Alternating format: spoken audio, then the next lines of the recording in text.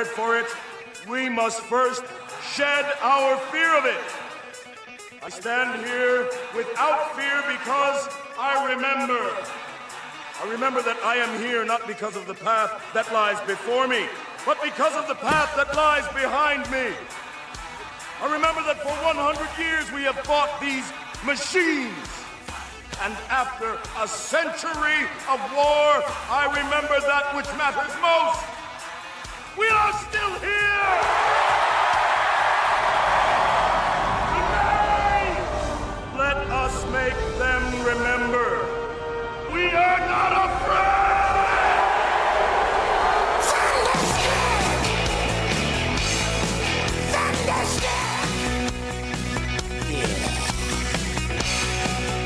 Yeah, to fear, dare and declare your independence from me, Ernest Hancock, here in Phoenix, Arizona, from the BEA beautiful studios of Phoenix with an S, PhoenixPhoenix.com. And we have Gerald Celente on Think for Yourself, Gerald Celente. You know, he developed the global nomic methodology to identify, track, forecast, and manage trends. He's a political atheist, unencumbered by political dogma, rigid ideology, or conventional wisdom. Celente's motto, think for yourself, observes and analyzes the current events, forming future trends for what they are, not for what he wants them to be. And while Celente holds a U.S. passport, he considers himself a citizen of the world.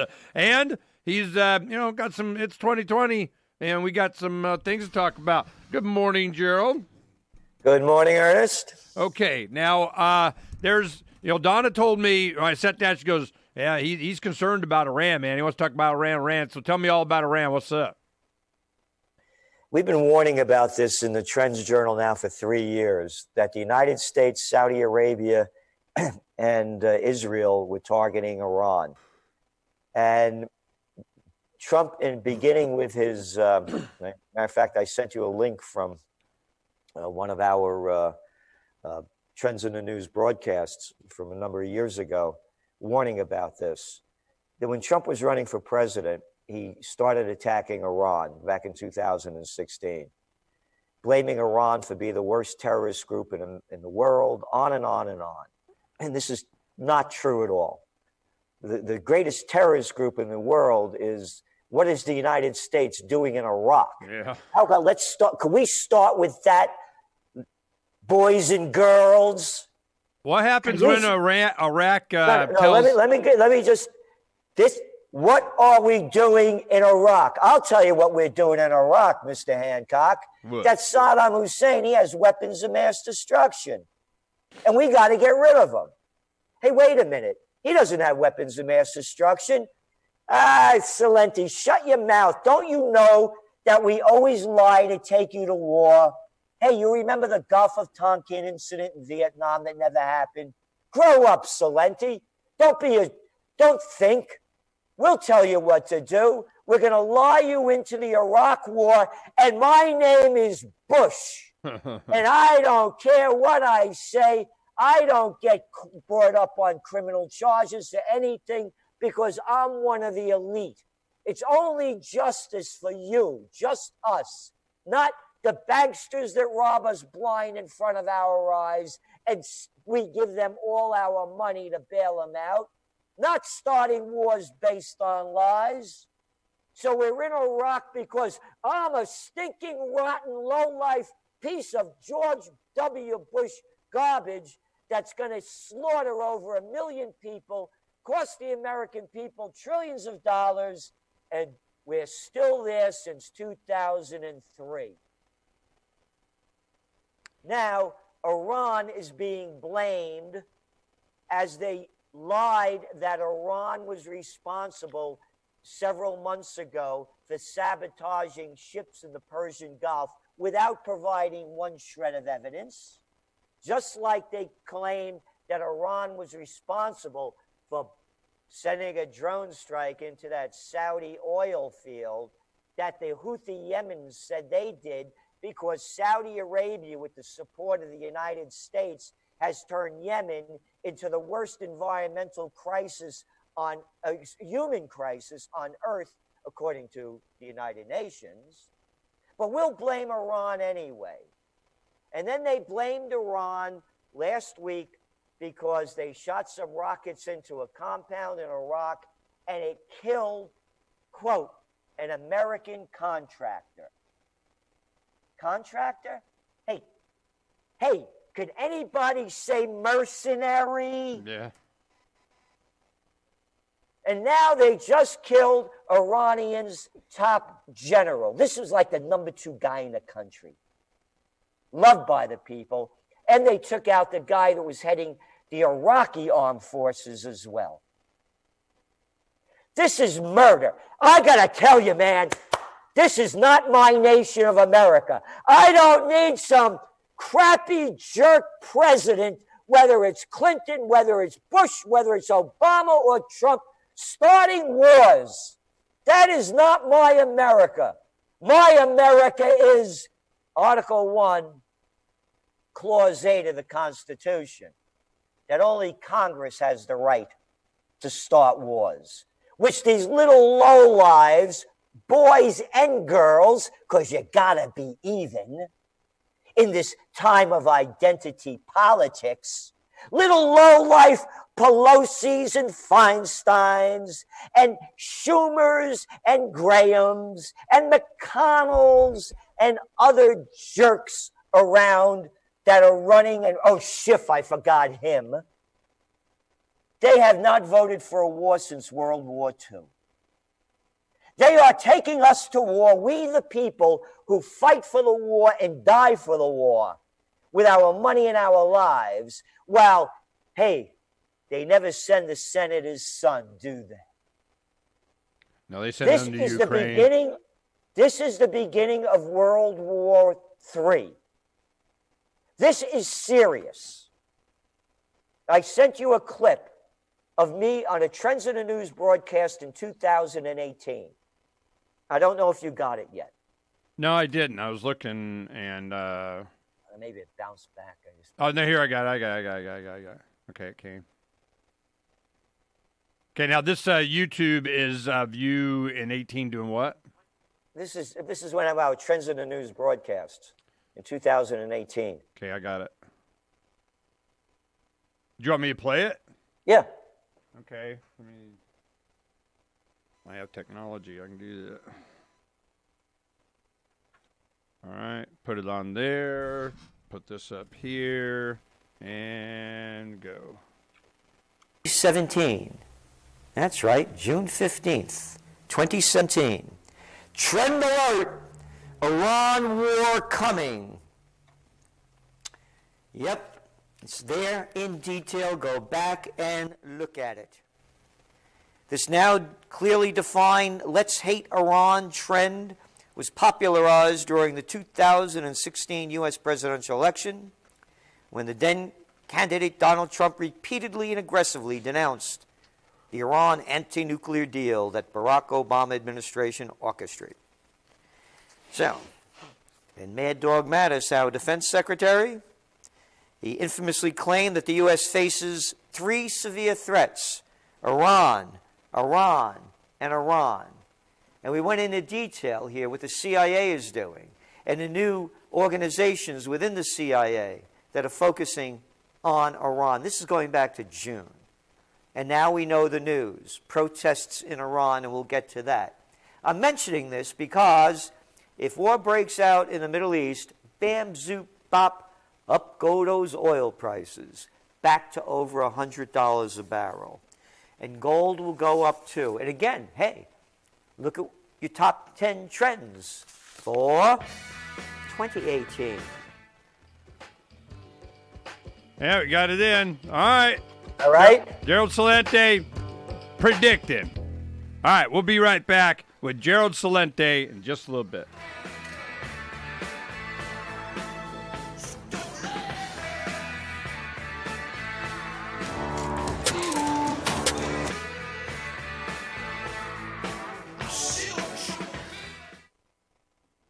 From the first letter of Dr. Idris Barber, I've healed many landlubbers, but could have healed countless more if they were willing to break the law to preserve themselves. The Crown required that I obey leeching privateers who didn't share my oath to do no harm. I was forbidden from discussing the treatments I knew patients needed. The Crown claims to protect landlubbers from bankrupting medical expenses, but only seduces them into begging for relief, while privateers monopolize the management of chronic illness.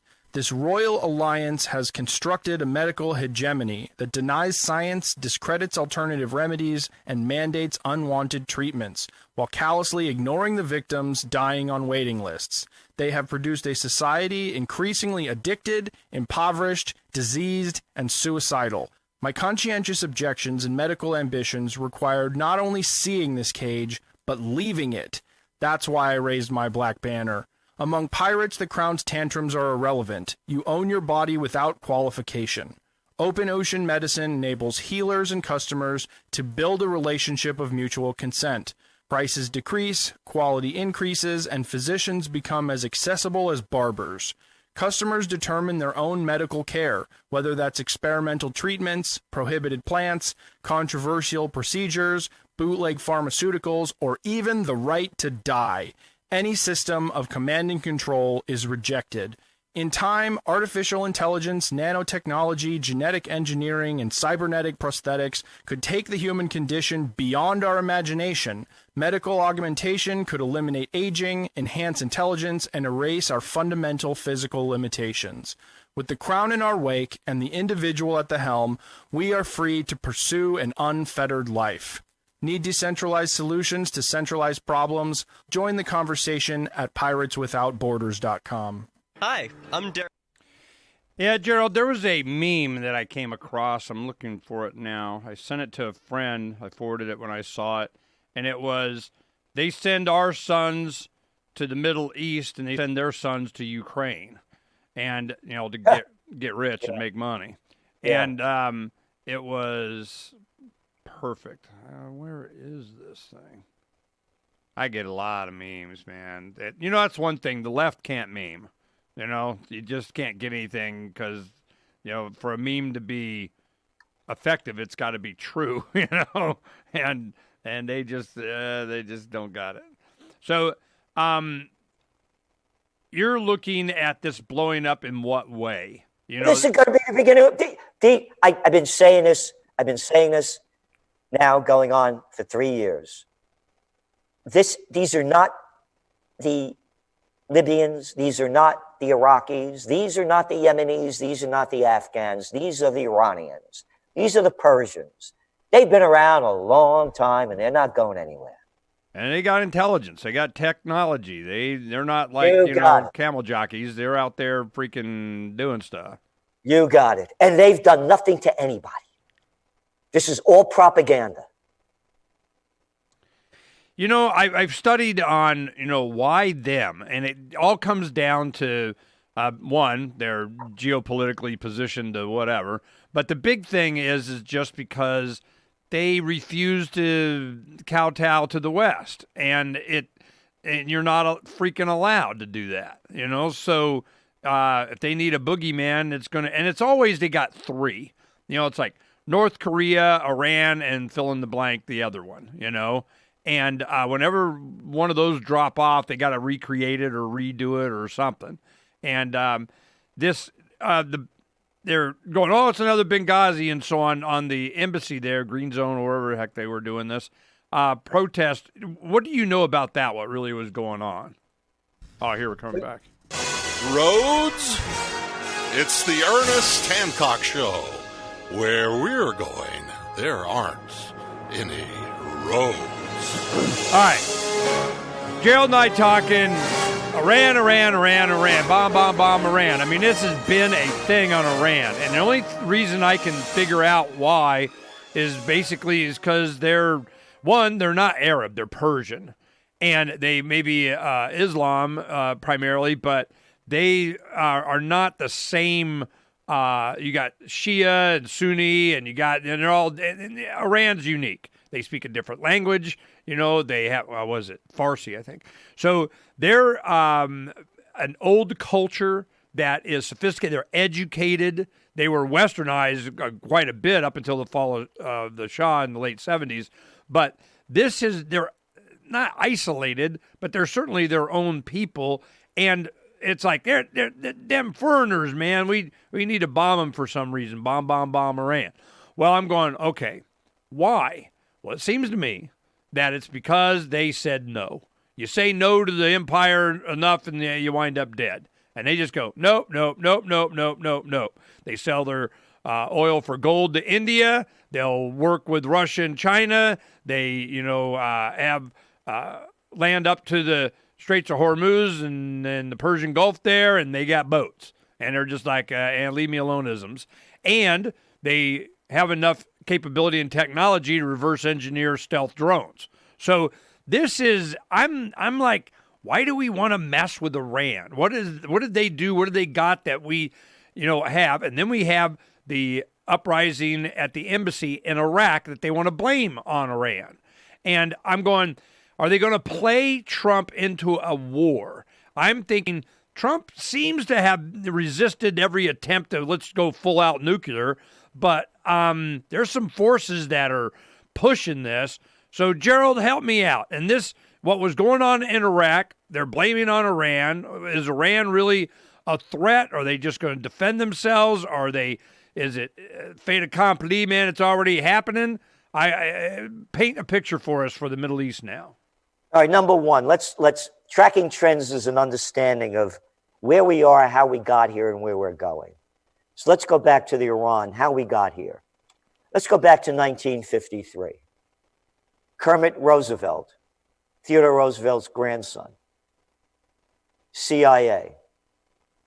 Go back to 2017 when they released the papers, finally from the CIA, because we, the people of the United States, we're just a bunch of little slaves here. They had to wait till 2017 to finally release what transpired in 1953. It didn't make any of the American news. I picked it up from the Financial Times. They had the documents, the transcripts of what went on between the United States and the UK. When Winston Churchill, back in the day, is saying, we need that Iranian energy. If you go back to 1953, the United States overthrew the democratically elected government of Mossadegh. He was a university professor. Mossadegh had the nerve, the gall, the arrogance to nationalize the Iranian oil. No, the Iranian oil didn't belong to Anglo-Iranian oil, better known today as BP, or Standard Oil, better known today as ExxonMobil. He actually had the gall to say that their oil belonged to the Iranian people. So they overthrew Mossadegh in a bloody, murderous coup. Now they put in the Savak, the secret police. They were next, right there with the SS. If anybody knows what went on over those years and read about it, you would know why the revolution happened back in the late 1970s. That's when I began to become a trend forecaster. People ask me how I got into the business. Jimmy Carter came back from spending New Year's Eve with the Shah and his wife as this thing is really heating up. And he comes back to America. In those days, it was the helicopter would land and they'd salute and they'd go to the microphones there. And he said that the Shah was the island of stability in the Middle East. In the Bronx, we used to have a saying, BS has its own sound. I knew this thing was going down. And I started speculating in gold and oil futures as America was taught to hate the Iranians. I said, that's when I became a political atheist and looked where things were going. So now we're going to keep going forward. And you asked, why Iran? Why are we going after them? Why are we in Iraq? Why are Why did we do what we did in Libya? You think we'd be there if their major export was broccoli? How about oil? How about Trump and that guy Bolton when they were trying to overthrow the Maduro government in Venezuela? It's in black and white in our Trends Journal. Bolton saying at that time, the national security advisor, we should have American oil companies in Venezuela. It would be good for the American people. Words to that effect. That's not the exact quote, but very close. Iran is what's holding back the takeover of the United States in the Middle East. It's Iran, it's Saudi Arabia, Israel, and the United States targeting Iran. I've been writing about this since 2017 in details. The Iranians were brought into Syria by the Assad government. Oh, I don't like that guy, Assad. I want him out of there. I don't care what you do. Oh, that was the Nobel Peace of Crap Prize winner, Barack Obama. Over 500,000 Syrian people have been killed. Look what Obama, the Nobel Peace of Crap Prize winner, that all those quiche-eating grin and balsamic smile liberals love so much. I want that guy Gaddafi out of there. Oh, isn't Libya wonderful now? Oh, it was the richest country in Africa. People had more rights there than anybody. It's the United States that's the terrorist over there. We have no right being there. None of these countries, Syria hasn't threatened us. Oh, we're there to melt ISIS. Save it. You made that one up later after you couldn't overthrow the government. And by the way, you hired the ISIS people to get rid of Gaddafi, and you also funded them with our money. Everybody get back to work. We got to steal your money to give it to the murderers of the military-industrial complex to go kill people around the world. That's who we gave the money to. Oh, I hate pausing Gerald when he's on a rant.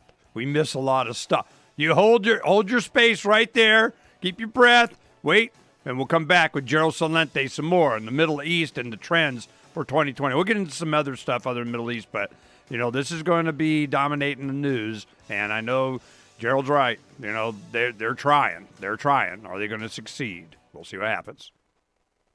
Bitcoin.com has launched. Yeah, I was just going to let you keep going, but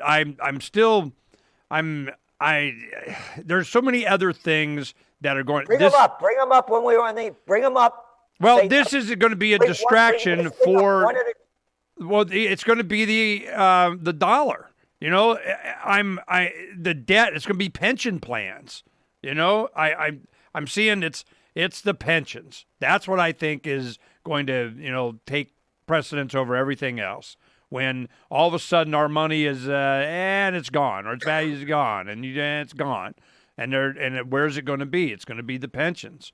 And you have all these municipalities that are passing, or here in Phoenix, Arizona, they passed a deal for the unions, the police and fire, that their pensions get fully funded first before anything else. Isn't that great? No, they always do that. Always the police. Always the police and the fire. Everybody else gets shafted. Mm-hmm. They did the same thing in Wisconsin. Yeah, it's a trend, and I'm thinking, Trends Journal sees the trend, and this trend is going to be, and we're broke.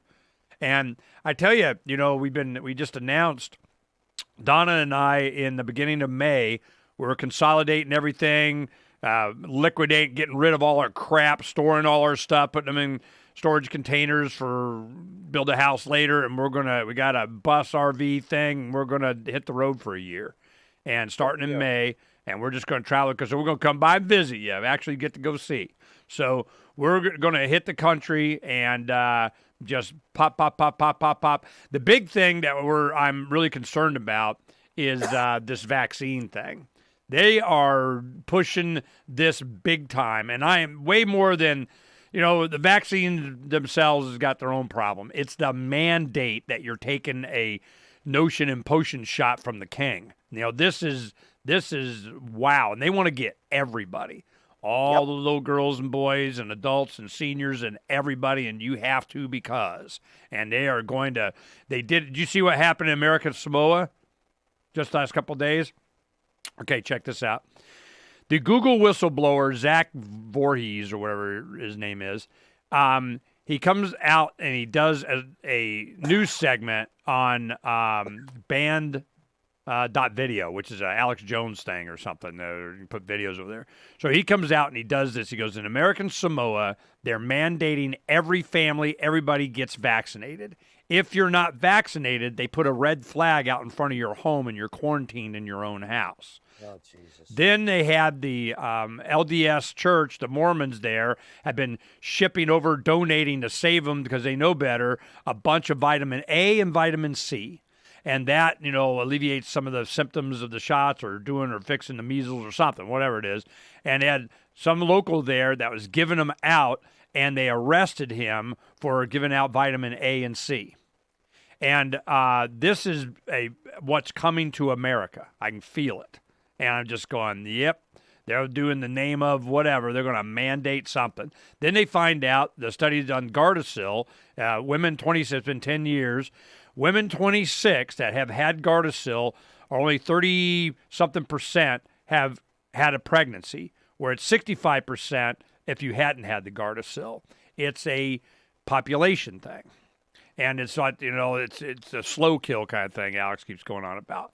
So I'm going, they're playing it out on all levels here. I think those are losing their opportunity, and they're rushing to the finish line for whatever it is they got planned.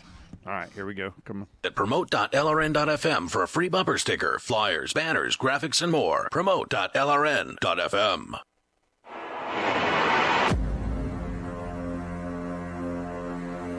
It's time for Declare Your Independence with Ernest Hancock. To be a part of the show, call 602-264-2800.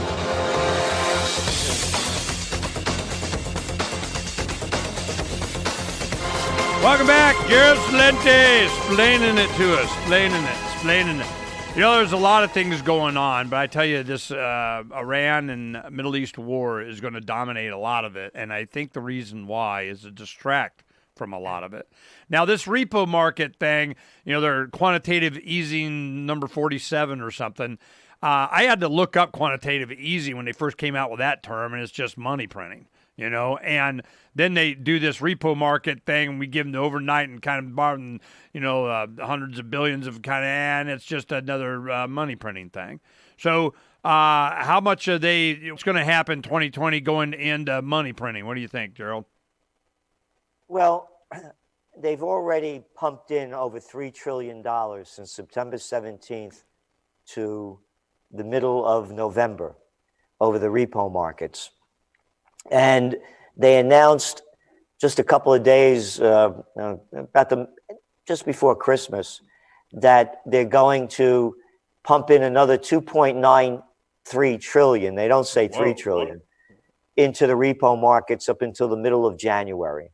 So this again is really about how, as I was saying before, the word justice means just us. The money, if you're having a financial problem, if you have a credit card, if you have a payday loan, well, a credit card's 17% interest. But if you're one of the banksters, the people that do the overnight the trading on Wall Street, I'll tell you what we'll do. We like you guys. You're one of the members of the club. We'll give you the money at 1.5% interest. But for the rest of you slaves out there in Slavelandia, we'll charge you any interest. We'll bring up to 500%. We could get away with that with the repo loans and even more. So that's what's going on. People say, oh, and again, I don't like any of the people that are, the only person I like in the presidential reality show is Tulsi Gabbard because of her anti-war stance. And this is a warrior who's been there, unlike these little boys and girls who couldn't fight their way out of a paper bag. She knows the suffering that went on in Iraq, when she was there and treating the wounded soldiers. So that's why she's just like Eisenhower, Supreme Commander of the Allied Forces in World War II, 5-star general and two-term American president. He hated war because he saw the bloodiness of it. It's only sick people that like this stuff. So going back to the repo markets and the justice, it's just us. The money will be there. This isn't, I was mentioning about the candidates. They talk about America becoming a socialist country. What's socialism? This isn't capitalism. In capitalism, there's no such thing as too big to fail. In capitalism, there aren't repo markets where you pump money into your buddies and that are gamblers. Capitalism is long dead. And now what's going on with this Iran war that's heating up. And I just sent you another trend alert that we put out in 2017 about how worried we are about the what's going on in Iran. The trend alert was Iran war coming, World War III, market crash. You got it. Because now you're looking at the markets, they're down over 200 points. You're looking at gold spiking up $20 an ounce. Oil up almost 4%. I'm mentioning this because you well know the problems the United States is in. You were talking before about the pension programs, how they're not going to have any money. When you look at the real debt level of the United States, it's what, about $220 trillion? They're not going to be able to pay this off. When all else fails, they take you to war. Yeah. They'll get your mind off this really quick. Everybody will be tying yellow ribbons around anything that doesn't move. They'll be having flags flying from their cars. Oh, they'll pump it up. Oh, I'm going to fight and die to keep America free. They'll sell another lie. They're war criminals. Obama's a war criminal. Bush is a war criminal, and now Trump is a war criminal. No, Trump wasn't pushed into this. This is Trump's game. This was his push throughout the 2016 elections. He was going to end the nuclear agreement with Iran. That, to me, is the only good thing Obama did. He's in bed with Israel. It's Israel, the United States, and Saudi Arabia against Iran. And talking about when all else fails, they take you to war. Look what's going on in Israel with Netanyahu. Brought up on criminal charges. He just ran 2 elections that he couldn't win. And he's been against Iran forever. You remember him at the UN back in 2012 with the cartoon bomb with a fuse on it, and saying that was Iran's nuclear bomb ready to explode. Yeah. This is serious.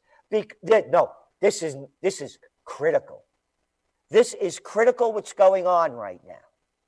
What is going on right now? Iran is going to retaliate. In what way? And with what? And why? And how? They're in the straits. They're saying, we're going to shadow all your shit. We're gonna. And Trump is, what? I'm not getting the impression that Trump is egging or looking to go to war. He is. He is because of what he just did. What he just did was a violent act. They assassinated the top general of Iran and the top general of Iraq. It's on Trump's call, and he's bragging about it. Is he really? Before he did it. Iran general killed, and this is recently. I don't know about this Iran one. Yesterday. Here we go. Oh, it's on Freedom's Phoenix, Donna says. Okay, I should read Dream Phoenix. Iran's top general Soleimani killed in U.S. drone strike. So he was the target? Yes! What? They blew his car up on the way to the airport in Baghdad. Look at the cars. Oh, there's nothing left of it. They didn't even know it was him. They only knew by his ring. It was just dust. Okay, why was an Iranian general in Baghdad, and why did we kill him? The Iranian generals in Baghdad because they're part of the whole Iraqi team over there.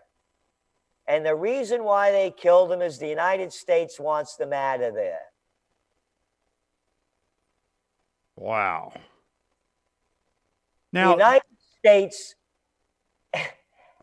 United States has been, I'm telling you, Trump has been against Iran before he got elected. oh no, you made that clear. Why? And I'm telling you because to me, he's on the side of Israel. Oh, and don't call me as an anti-Semite, anybody. Grow up. Has nothing to do with that. And my last 3 girlfriends were Jewish, so take it easy. Has nothing to do with that. The U.S. has troops stationed as, quote, guests in Iraq. This past week, Trump ordered the killing of 26 Iraqi soldiers and Iranian troops in Syria. They did it on Sunday. And then the protests started around the embassy. The protests were going on before this happened. Over 500 Iraqi people have been killed protesting what's going on with the no jobs and corruption. Okay, this is what it says. Iran military leader killed. Qasem Soleimani, top general and one of the most powerful men in Iran, was killed in a drone strike at Baghdad airport early today. His deputy was also killed. Trump ordered the strike. Are you feeling confused about the current economic reports that dominate the headlines? Not sure if this is a good time to buy or sell your home, or feel like the process can be overwhelming and confusing? This is Donna Hancock with Silver Alliance Realty in Phoenix, Arizona, and I can take some of the guesswork out of the home buying or selling process, providing you with market trends in your area and detailing what to expect before, during, and after the process. A home is a place where the most important moments in your life happen, so making sure that you know exactly what to expect along the way helps to ensure that you have control. The future is here, so let me help you move forward with your real estate needs. Being in the real estate business for almost 20 years now has afforded me knowledge of the market, networking with industry specialists along the way. Now more than ever, you need an agent that can help you make sense of what many think is a complicated and mysterious process. Feel free to call or message me at 602-828-1819. That's 602-828-1819. or visit my webpage today at donnahancock.com. There are basically 2 types. Okay, Donna, yeah, she's got it up here. You know, Trump orders attack that kills Iranian General Qasem Soleimani, other military officials in Baghdad. What the heck? Wow. Okay, so Iran's foreign minister Javad Zarif tweeted after the attack, the U.S.'s act of international terrorism targeting and assassinating General Soleimani, the most effective force fighting Daesh. Okay, so they've been fighting ISIS, they say, al-Nusra, al-Qaeda et al., is extremely dangerous and a foolish escalation, blah, blah, blah. Okay, the U.S. bears responsibility for all consequences of its rogue adventurism. Okay, so the narrative is going to be Iran was planning and doing and thought and they could and they're going to something in the Middle East, Iraq, and they're whatever, and Trump, boom, I'm willing to take out this guy. I did your move. I mean, so the war has already started? Yeah. The war's already started. Wow. This is June 2017. Get ready for the next war. It may be the war to end all wars and much of civilization. The Trends Research, it's right there. I sent it to you. Yeah, thank you. Donna's getting it all up. See, Trump stumbling into neocon trap in Iraq by Ron Paul. Yes, this is who Trump is. He moved the United States Embassy from Tel Aviv to Jerusalem. He said that Israel has the right to the Golan Heights, even though they stole the land in the 1967 war. Yeah, because they found oil. Hey, that's definitely ours. We're not giving that to Syria.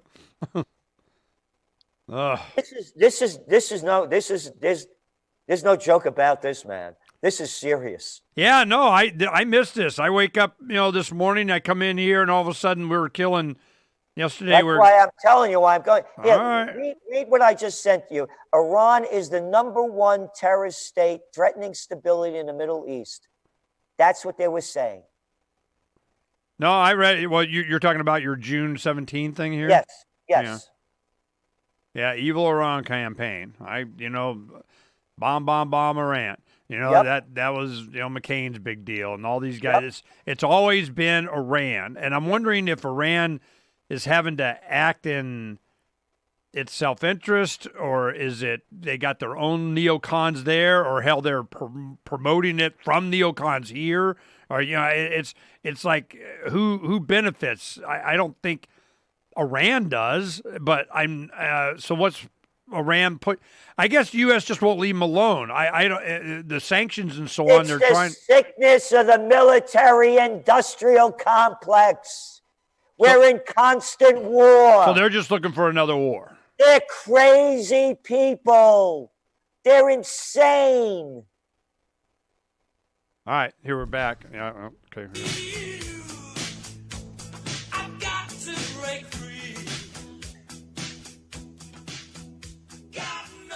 Yeah. About blew through the rejoinder. This is I'm looking at this. Donna's putting all this stuff up. This is stuff that's coming out, now. So Gerald, man, we pegged it. He had something to talk about today. Iran, yep, here we go. Trump stumbling into neocon trap in Iraq by Ron Paul. And, of course, Gerald's going, I think Trump was all in, from the beginning. He'd been definitely screaming about the Iran treaty and the deal with Iran and everything during the campaign before he even got elected. And he's always got an olive branch in one hand, and then, of course, the big stick in the other. But do you think Trump would engage in another war? Well, Trump was doing do I think Trump is a smart guy? There's a guy born on third base and thought he had a home run. His daddy left him, $400 million. Ready. Look at all the failures that this guy has. He's a narcissistic egomaniac, just like the rest of them. The only difference with Trump is that he shows that the other ones knew how to hide it. I'm telling you, I sent you the trend alert from June of 2017. These are some of his tweets. He's calling out Iran continually. The #1 terrorist state, he called them. This is 2017. Mad Dog Mattis, that was our Secretary of Defense. He claimed that U.S. faces three severe threats: Iran, and Iran. One after another. This is 2017.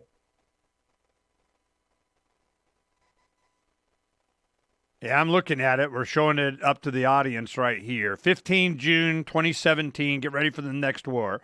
It may be the war to end all wars and much of civilization. The Trends Research Institute has identified a series of critical geopolitical events, mainly barely hitting the mainstream media. And it's Middle East, Iran. And, it's a couple of years later. You're surprised it took this long. It seems to me that they've been focusing on it's never going to let Iran go away as an issue. And anytime they got any kind of, they just bypass the Western democracy system of whatever the hell, and they start working with Russia and China. And I remember when they created their own bourse. It's French for purse. It's like their own commodities market or something. And they created their own commodities market, the broker selling of oil, and they go, we'll take euros and we'll take gold. And I remember India giving them $200 million in gold to buy oil at a discount or got a deal. And I'm going, wow, okay, so they're really, giving the middle finger to the West, and the United States, oh, hell no, you're so not allowed. And I'm going, why? What do they care? Is it the banks? Is it the oil companies? Is it the military? They're just looking for an excuse. Why do they care if Iran is selling oil to somebody else? What they want to squeeze them. They want to North Korea them. They want to something. And I'm going, for what ultimate purpose? They're sick. They're maniacs. You got it? Look, I had someone working for me that was a pathological liar, that I had total trust in. A pathological liar. They're great at it. This is who they are. There's different sicknesses. Why are people, there's psychopaths, sociopaths. That's all this is. They're sick people. Why is everybody afraid to call a spade a spade? How can you look up to a guy like Mad Dog Mattis? You look at this guy's face, and you look at those things under his eyes. You look at them. You look at these people. I wouldn't look at them. Listen to them. They're sick. Look at America. How can when people talk about, I got a line now, I just came up with it. I can't use the proper language. Take your political crap and shove it up you know what. I don't want to smell it and I don't want to see it. That's all it is. Political crap. Okay, Gerald, before we run out of time, let me ask some questions here. You can give me some quickies, all right? It's always been Iran, and the big reason is why? Is it oil? It's oil. Oil. Okay, so it's oil. Oil. Well, is it oil? It's not like, we don't have enough oil. We're surplus in here in America. It's really more about it's to make our oil more valuable and them not getting the revenue stream from the oil for them. It's like competition. It's like they got money and they're not allowed to access it or get it or we want it or something. So it's not. That's part of it. That's part of it. The other part is control of the Middle East. Okay, again, why? Is it for the oil? Because the oil and the sickness of the people. Why were we in Vietnam? Okay, well, let me finish. Now, my other question is, it's they get the oil, they control all the oil, and then all of a sudden everything goes alternative fusion, solar panels get real efficient, battery technology changes, and all of a sudden everybody's driving electric, which they're going to be doing fairly soon anyway. When that happens, are they going to tax the sun now or something? I mean, do they shift? No, what they do is then they start revolutions like they did down in Bolivia to get the lithium and the other things that are necessary for electric vehicles and alternative energy. And then you see the product doesn't make a difference. It's a sickness of the mind. Talking about Central America, Latin America, South America. Remember United Fruit? Yeah. Yeah. Remember all the assassinations and overthrows that America launched in throughout the region? Yeah, it will be oily banana republics with lithium sprinkled on it. I mean, you got it. All right, I get it. So this is now we've done John Perkins on the Confessions of Economic Hitman for quite a few years. We had him on quite a bit, and it was very clear. We go in and we say, look, man, your brains are your signature on this paper. And either, we'll assassinate you, or if we can't get to you or can't do it that way, we'll invade you or have a soft coup or a color revolution or whatever. And as I scratch the surface in any of this stuff, it's always Soros. So I'm going, is Soros part? Then I see that Koch and Soros team up together for some peace thing or something, and I'm just scared to hell. I'm going, what the heck is going on here? So what's the role Soros has in all this? Oh, I don't know. But again, Soros and every damn, look at the wars that they keep starting in this country. Well, I'm not even talking about Iran. I'm talking about like Ukraine and European Union. And it seems like they're just sucking the life out of the United States. They're draining every single, because we're the washed up whale on the beach or dead out there in the great whites or whatever the hell. It's just stripping us raw. And I'm going, Yep. And where is most of the money? Well, it's pensions. And I think it's gone. And I give this advice to my friends. You got you're retiring. You got the 401k, the IRAs. You have all this money and cash here, and and we're going to protect. And I got the strategy of and all that kind of crap. I'm going, you liquidate, take the hit, and buy silver because I'm telling you, it's gone. How far off am I? Oh, look, I believe in precious metals as well. I don't give advice on what to do, but I believe in gold, and silver follows to me. But the other thing is, I launched Occupy Peace, www.occupypeace.com. And the first thing of Occupy Peace is to close all the bases overseas and bring home the troops and secure the homeland and put them to work rebuilding our third world infrastructure. Give them jobs and skills that are so needed now. And to force Congress to vote to go to war, which they have not done. And a referendum on each state ballot where we'll tell Congress how to vote because we're the ones that pay for the war with our money and our lives. So please support Occupy Peace because they're going to take us to war if we don't. Okay, occupypeace.com. Is that your site you got? And I remember you talking about this. It was about the time when you were doing your Iran thing in 17. Yep. So you started this a couple years ago, right? Yeah, I started in 2015. I had Ron Paul here. Not Ron Paul, excuse me. Ralph Nader, Cindy Sheehan, the woman that camped out in front of George Bush's place. Yeah, no, I was out there with her. I did that.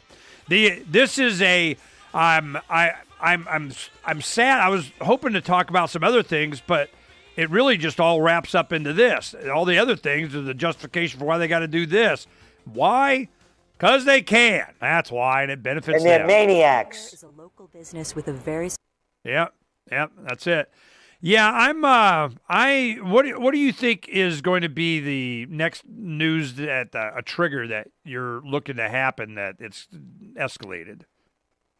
They're going to retaliate. I mean, is it going to be ship sunk or something? I don't know. I have no idea. Yeah, it can't be something very overt. I mean, damn, they went after the general, and they probably used their little Cuisinart missile thing. Yeah, look. And again, they took out the top guy. And this guy was loved by, that's the other thing. People start looking go to FARS news agency, FARS, the Iranian news agency, the other ones, and look at the massive protests going out in Iran, the millions of people taking to the streets as a result of this. Okay, FARS. FARS, yep. And that's what I do. I go to I'll go to Israel. I go to all the different ones. I want to get everybody's perspective. Yeah, I do a lot of counter. I haven't known an Iranian one. I can add this one because that would yeah, Fars is a good one. And of Supreme course, Leader appoints General Soleimani's successor, which is, super kick-ass, what's his name or whatever. Okay, so let's see who it is. Okay, his successor, Supreme Leader of the Islamic Revolution, Ayatollah somebody, appointed Brigadier General Ismail Khan as the new commander of the Iran's Islamic Revolution Guards Corps. Late Chief Lieutenant General Soleimani was assassinated by terrorist U.S. forces early on Friday. See, that's the language they use, right? Yeah. Terrorist U.S. forces. And then you read down, Iran's leader, U.S. must await tough revenge following assassination. Iran's foreign minister, U.S. responsible for all consequences of General Soleimani's assassination. It seems like the impeachment headlines aren't working out. Nobody cares, and they're just distracting with more BS. I'm telling you, Gerald, I'm with you, brother. But it still boggles my mind. I'm wondering who benefits. The only thing I can see is just higher oil prices. I mean, they're willing to, it's worth billions somebody needs to stay after school, man. I mean, this is getting craziness. No, it's again, the important elements of this, the equity markets are way overvalued. The whole thing is a sham. Oil prices go to $100 a barrel. You're going to see the global economies crash. Gold prices and silver are going to skyrocket. When the economies crash, the markets crash. When all else fails, they take you to war. Currency wars, trade wars, world wars. Yeah. Sons of bitches, man. God. No, that's not proper. You got to say daughters of bastards, too. You got to be equal now. You can't just say sons of bitches. It's like if you say amen, you got to say hey women. You know. No. I think that's starting to pass too. I think everybody's calling BS on that one. Oh. I haven't watched Saturday Night Live for a long time because they suck. It's just gotten so political and so bad. But they had Eddie Murphy came back and do Mr. Robinson's Neighborhood kind of thing. And I watched that episode. It was so politically incorrect, like the old days kind of way. I could see that they're trying to something. Okay. I was like, wow, that is, there's some new going on there. So I think this political correct social justice warrior, that's starting to wax and wane. I think the Democrats are losing whatever they're doing. And for the deep state to get on Trump, I'm not sure. They're trying to trick him into playing his ego against him or something. Now, this has nothing to do with the deep state. Trump has been anti-Iranian before he was elected president. Yeah, there's that. Remember how tightly the family is tied in with Israel. Netanyahu used to stay at Jared Kushner's father's house when he used to come here, right? You know that, right? Jared Kushner's father's house, what? Netanyahu used to come. Oh, yeah, no. Well, I didn't know that, but I know they're deep, they Israel. stayed at the house. They're very tightly connected there. So Trump, this has nothing to do with the deep state. And I'm going to have to say goodbye. And I want to thank you for having me on. And thank you for bringing this to our attention and being passionate about this. It is important, and I'm with you. I know this could be the beginning of world. Think about it just for a second. Germany, England, France, Holland, World War II, places bombed into. If you've ever been to Berlin, it's so sad to see how much was destroyed. Berlin was grander than Paris before it was bombed out. Look at England being bombed. Look at the occupation of the Nazis in Holland and Norway and throughout the region. This isn't ancient history. These were the top countries of civilization back 75 years ago. Bombed, destroyed, occupied, millions, tens of millions being killed. The same thing could happen now and will happen if we don't stop it. And this time the war will be totally different. It'll be hypersonic weapons. Yep. It'll be tens of thousands of drones, chemical warfare, biological warfare, cyber warfare. They won't have a clue. Generals are always fighting the last war. China, there was a New Year's celebration. They had, instead of fireworks, the fireworks were drones in formation. Yeah, I saw that. Yep. Yeah, I'm like going, add a missile. Yeah. And they had 10,000 of them. How are you going to shoot them down? Yeah, this is not going to go well. And I don't think they even pretend that it will. They don't want it to go well. They're and they get to build people. more crap. They're maniacs. You got it. Their maniacs are in charge. If you look up to a Bolton, your Pompeo, or any of these, knock yourself out. I look down on all of them. Oh. I am a warrior for the Prince of Peace to celebrate his birth. That's who I am. Prince of Peace is my kind of guy, and that's what I'm fighting for. Peace on earth, goodwill to men and women. And thank you very much. Please occupy peace and keep up the great work. I'll catch up with you the next time. Thanks, Gerald. Peace, brother. Bye. You cried Holocaust. Now this stuff has really been catching on. Over 40. You there, Jordan? I'm here, buddy. All right, hold on.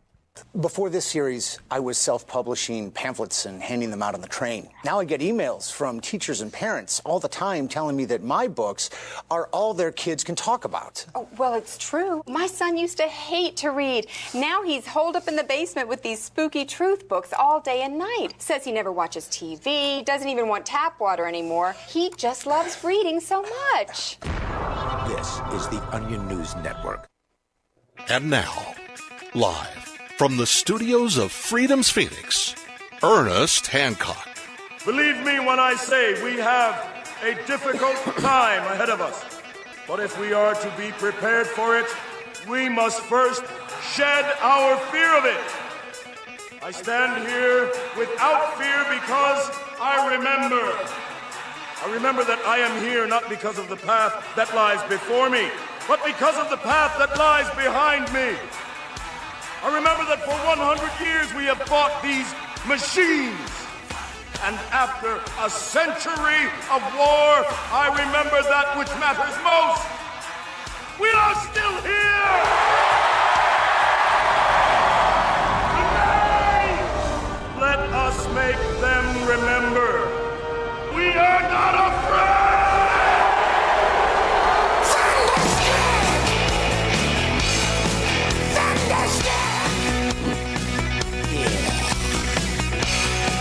Yeah, interfered in light of all a bunch of I'm relatively concerned here on Declare Your Independence. Me, Ernest Hancock, here in Phoenix, Arizona, from the BEA beautiful studios of Freedom's One and Phoenix.com.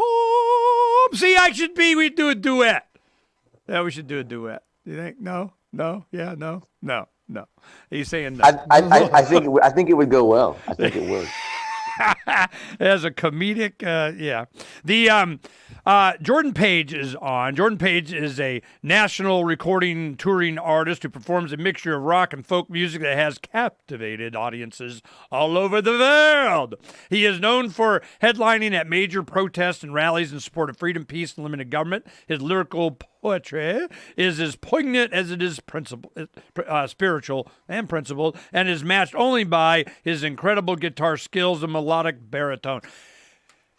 Guitar skills. The boy's got skills. I give you that. You know, and he's such a great songwriter. And a matter of fact, as we were discussing with some friends up in Washington on our trip, doing the RV, we bought the RV. We got a bus. You know, that's great. Jay Noon found it. What happened is he just happened the day after we were talking about, and we were having dinner that night.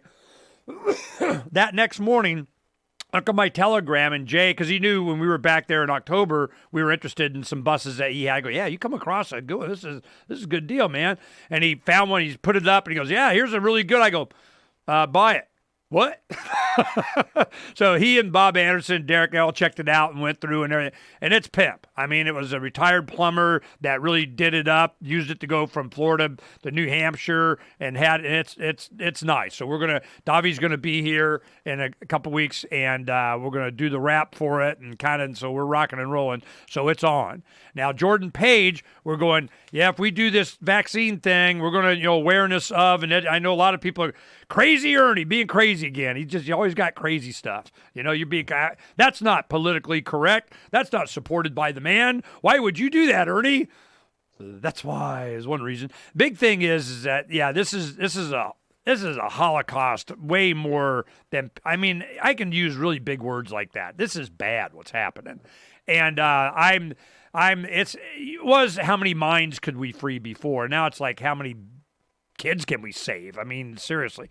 So there's so much stuff going on. We just had Gerald Celente on, and all this Iran stuff escalating, Trump bombing and killing in Baghdad with a missile, their top leader, military guy. I'm like, whoa, if that wasn't a freaking, your mama. What are you going to do now? So I'm okay. I'm ready to hit the road, and there'll be a lot of opportunities for Jordan to come visit with us and perform and stuff like that. So I'm just like, and one of the things that we discussed was how do artists, and that's one of the primary reasons we wanted to talk, how do artists now make their money?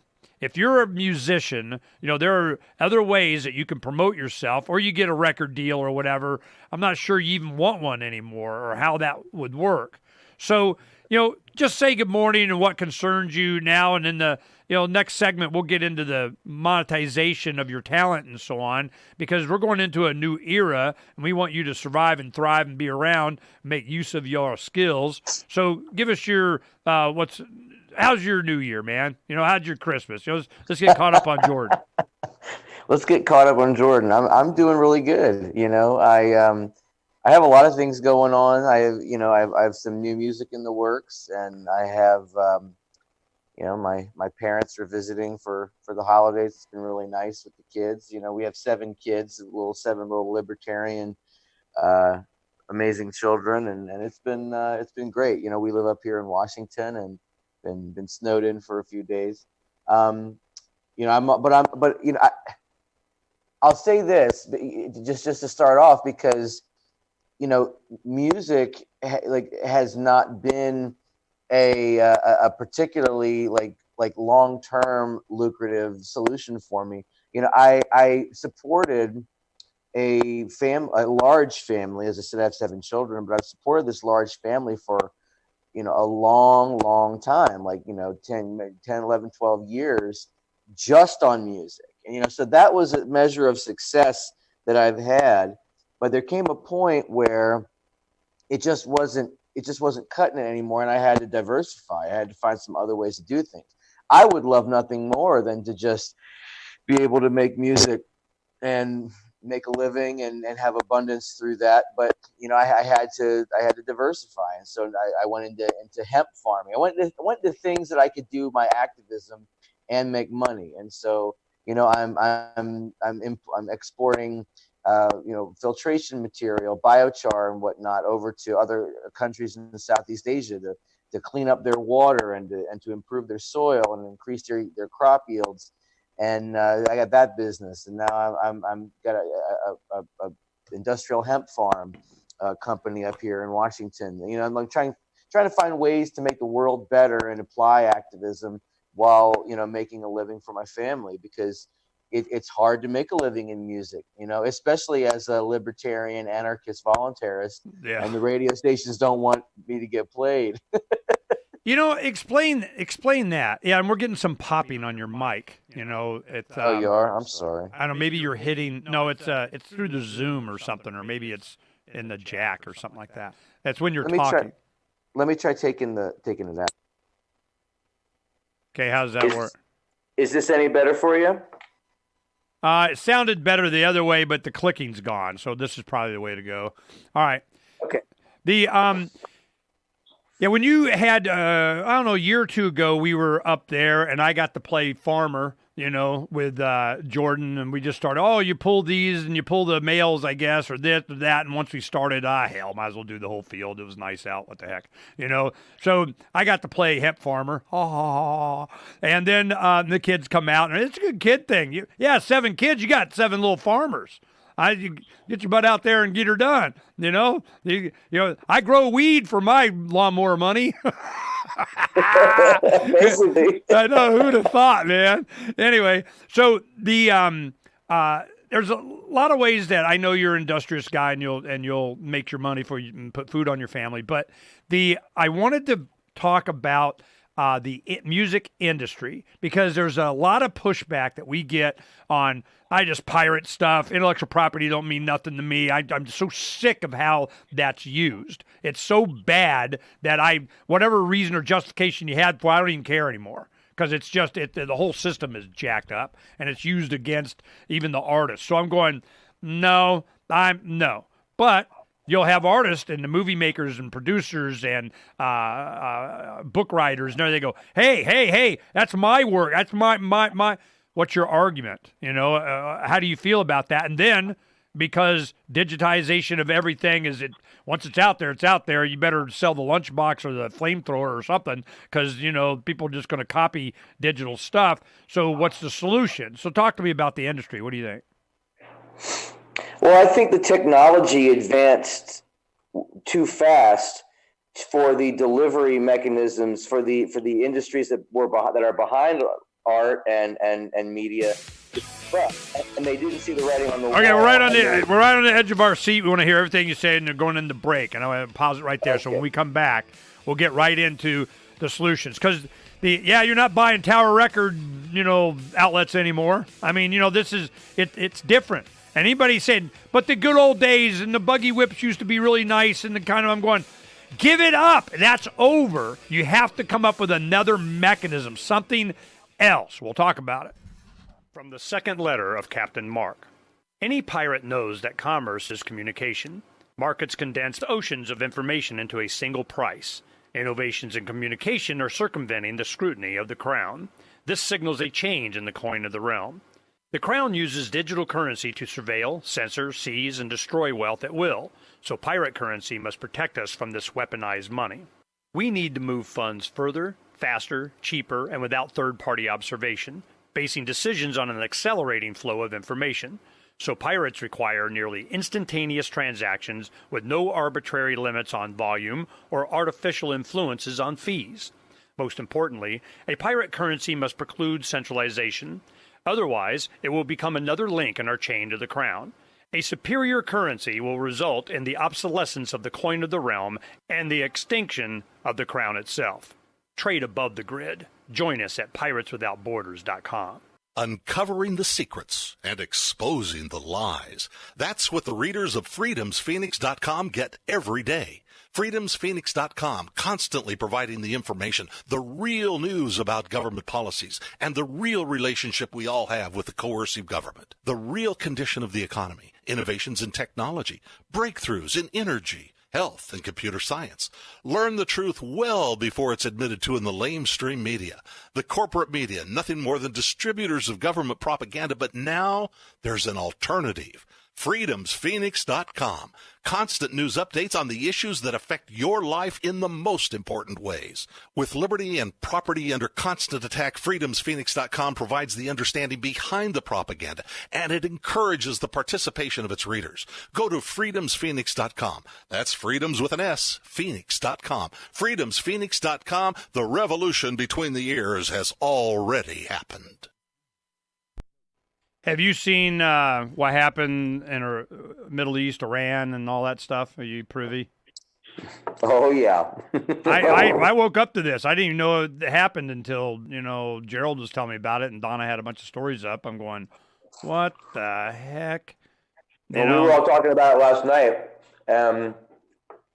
It's a bad deal, man. There's going to be a measured response. Measured. We can talk about may it. not be measured. Measure. Who gets to do the measure? Who has the measuring spoon on this one? Yeah, Gerald's right. I heard his perspective on that, and he's right. They're all maniacs, but they always have been. Every action in the Middle East in the last 30, 40 years has been the act of maniacs. You might as well put your headphone back in. It's doing the same thing. I think it's a volume thing. Can you turn your volume or your mic volume or something down? Because I can bring it up here. I think it's clipping on your part. I don't have. I'm on my phone. So okay. Hold on. Let's see if this helps. Check 1, 2. Hello. Yeah, it doesn't seem like it's clicking now. What'd you do different? I just replugged it in. I don't know. All right. Well, it seems like it's good now. All right, we'll do that. What I'm looking is I wanted to see the commodity prices on gold and oil and stuff. Let's see. All right. Damn it. Just got to say oil. I wanted to see everything. Commodity price charts. Oil.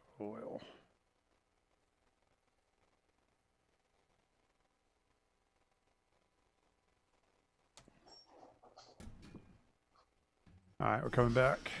.fm. That's patreon.lrn.fm. To be a part of the show, call 602-264-2800. 602-264-2800. And now, Ernest Hancock. And we're right back. And what are we looking at here? And, yep, Oil is shooting up. Not oh my God amount, but a few dollars a barrel, and that's millions to somebody. Okay. Excuse me. Okay, so here we go. Well, I want to finish up on the industry, the music industry, because it's so powerful when you have an political unrest and you have campaigns and you have movements and so on. There's always that song.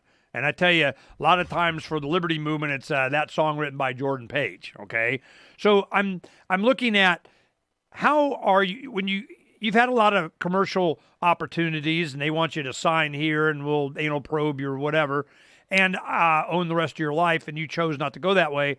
But are even those ways even available anymore? I mean, who are the people that make these big money record labels? Is it just the producer, the artist, or they just go straight to YouTube and they sell their stuff on iTunes? I mean, how does the industry work now? Okay, so it's never been easier or harder than for artists to make it than it is now. I mean, the artists in the 60s and 70s would have loved to have had something like YouTube to get their music out and to become, famous or whatever.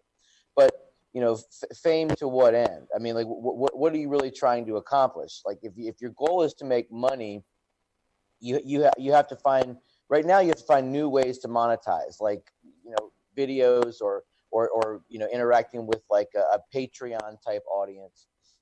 Or if you're a big artist, they've got lots of money behind them to do tours, and they're not making a lot. Like the record labels aren't making like tons of money off of streams. I mean, I get paid a penny per stream on Amazon or Spotify.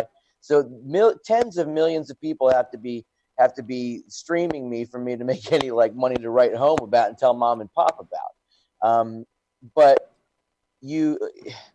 there isn't a lot of money to be made in the recordings themselves. So, the bigger artists are making money selling T-shirts and selling merch at their shows and selling tickets at large venues. That's how they're making like the big bucks. So someone like me, I don't have that apparatus behind me, and lucky for me, I am a libertarian anarchist, and my fan base are notoriously cheap and don't want to pay for anything. Yeah, no, I'm up to that. Yeah, go ahead and pull your headset out. It's back. Maybe Okay, all right. Do that. It's amazing that we can do this. What kind of phone do you have? Is it Android or Apple or what? It's Android. It might be the headphones I was using. I don't know. They're my wife's, but anyway. No, it's the Zoom connection. Maybe we'll redo it. It's done this before. Sometimes there's something that goes on that gives that clicking when you're talking, but it's not unbearable. But it's annoying. Well, one thing it can also be Agent Smith listening to our conversation and interfering. Don't laugh. Don't laugh. So this is, but the technology, just like what you're doing now, the ability to, I've seen when you wanted to get, like when you did the Voy Finicum audio, you just did it right from your couch and first time, boom, just did it, put it out and it's out, and then of course you recorded it, but it's just the ability to get this stuff out timely. It's the ability to be part of the news and not just commentary on it. And that's only if you're doing relevant music. Like if I was writing BS pop music, doesn't matter. It doesn't matter. Like I'm writing music that's relevant to like what's happening, and it's also for a purpose. It's there to affect some good, socio-political change and educate people. So, but I've got to be able to make a living. And there's always at least two ways to look at any issue, and intellectual property is no different, Ernie.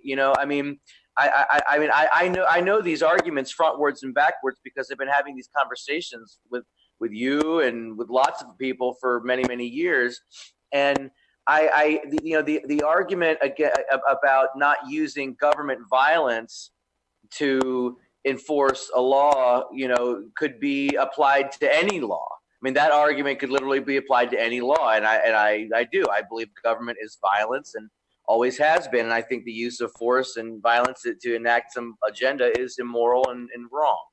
But I also understand that we're living on a plantation in a control grid, and this is how things work. Now, if I like check this out for a second, okay? I've got a thermos here with "Make America Grateful Again" I got a T-shirt by our friend Davi Barker. Yeah, I got that T-shirt. And Davi is a very principled person. He's an artist. He's an activist. I respect him. I like him a lot. But if I took that design and put my name on it, and I sold 10 million of them for $2, do you think Davi's not going to want to sue me? You know, because I took his idea and I made tons of money on it. I didn't give him credit, and I made all this money and didn't give him any. You know, like, but they weren't his bumper stickers. You see my point? You mean the physical bumper stickers? I mean, you made the bumper stickers. You put your name. You know, there has to be another solution, because I don't know. I understand the argument, but I don't know the enforcement of it. How is it enforced? You know, it's like you're not allowed, and then it's derivatives of that, and how much do you got to change it, and how many lines of, you know, is it the font? Is it? I mean, it just goes dark really fast. So I don't know if he would complain. I think he'd be like, cool, one less thing I got to do. You know, I don't know. But what do you think the solution would be? I don't think that there is a good solution. I mean, like, for me, what I have to do is I have to say to my fans, look, if you don't buy my songs, then my children go hungry. It's like, how much of a jerk are you going to be when you know that I'm an independent artist and I use this music to put food on my family? It cost me about $8,000 to make my song "The Persecution of Schaefer Cox" and the music video that we did, and I put that out there, and it got over 100,000 views in a short amount of time, but very few people bought the song. Everyone loved it. There was tons of comments about it. Some people said it was the best song I'd ever done, but hardly anybody bought it, right? And they're watching it on YouTube, or they're downloading the MP3 from YouTube, or they're getting it and then they're sharing it, and I'm not making any money from that. And so what ends up happening is you're going to have less and less art being made by independent people. It's going to be more and more homogenized from corporate interests, who are putting out a formulaic type music, and you're going to have a lot less Jordan Page music. You know, I can't continue to invest tons of money to create recordings and videos that cost money to make if people aren't going to buy it. You know, and that's a solution to it, is that, one, you got a lot of people, they aren't as talented as you, and they go, well, I can't do it. Well, it's because you suck, you know. But, you know, people that don't suck, you know, there has to be a mechanism for it. And I like, like contracting, you know, or crowdsourcing, or, you know, that's the next thing. Crowdsourcing of Jordan Page's next protest songs of the album of We Need It. That's what. So the protection of life, liberty. You know, think about that. We're going into the 2020 election cycle. This would be something I'd like to work with you on. A crowdfunding of the folk songs for 2020 brought to you by Jordan Page, okay?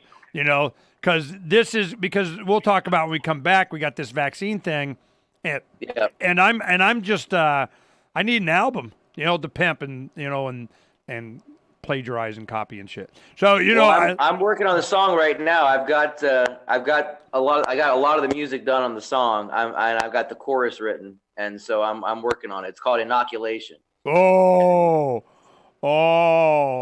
I already see where that goes. There's a whole bunch of inoculations going on. Okay, I get it.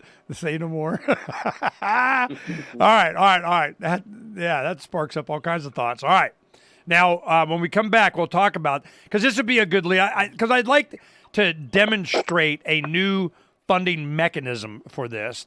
When I was talking about it before, I had a guest. Yeah, go ahead and put your headphones back in. It's the same either way, and the headphones sound better. And of course, I thought of you too. So I'm going, yeah, the industry, no matter how much you can complain, it's not going to change it. And that's the point that I've been making to a lot of the people on the other side is I'm going, look, you can complain about it and make the moral argument or whatever, but it's all will. If they like you, they'll promote you, because they can or should or want to. So I'm, I never seen your upstairs. That was nice. That was nice up there, man. I'm looking for some other headphones right now. I don't know if it's that. I mean, it does it when they're not plugged in. It's not just you. Sometimes when I'm talking to people like you, that happens, you never know. They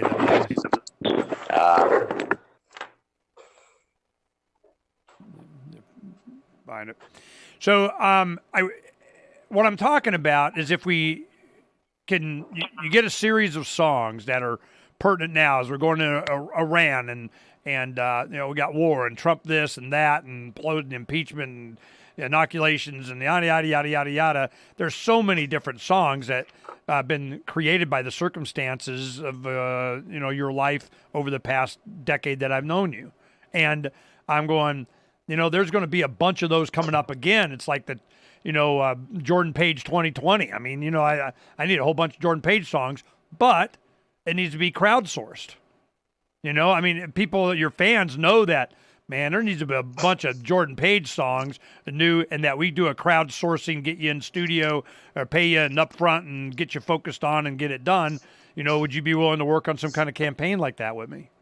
I've tried it, Ernie, and it hasn't worked, and I haven't put an album out since 2011. It's been 8 years, and so that's what I'm trying to do right now is make the money myself to be able to put out an album and actually hire industry professionals to promote indicating it, and actually invest in my own career rather than rely on my fan base to carry me, because it's just not happening.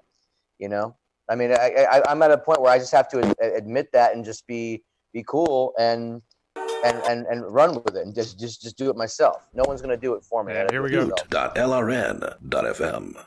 It's time for Declare Your Independence with Ernest Hancock.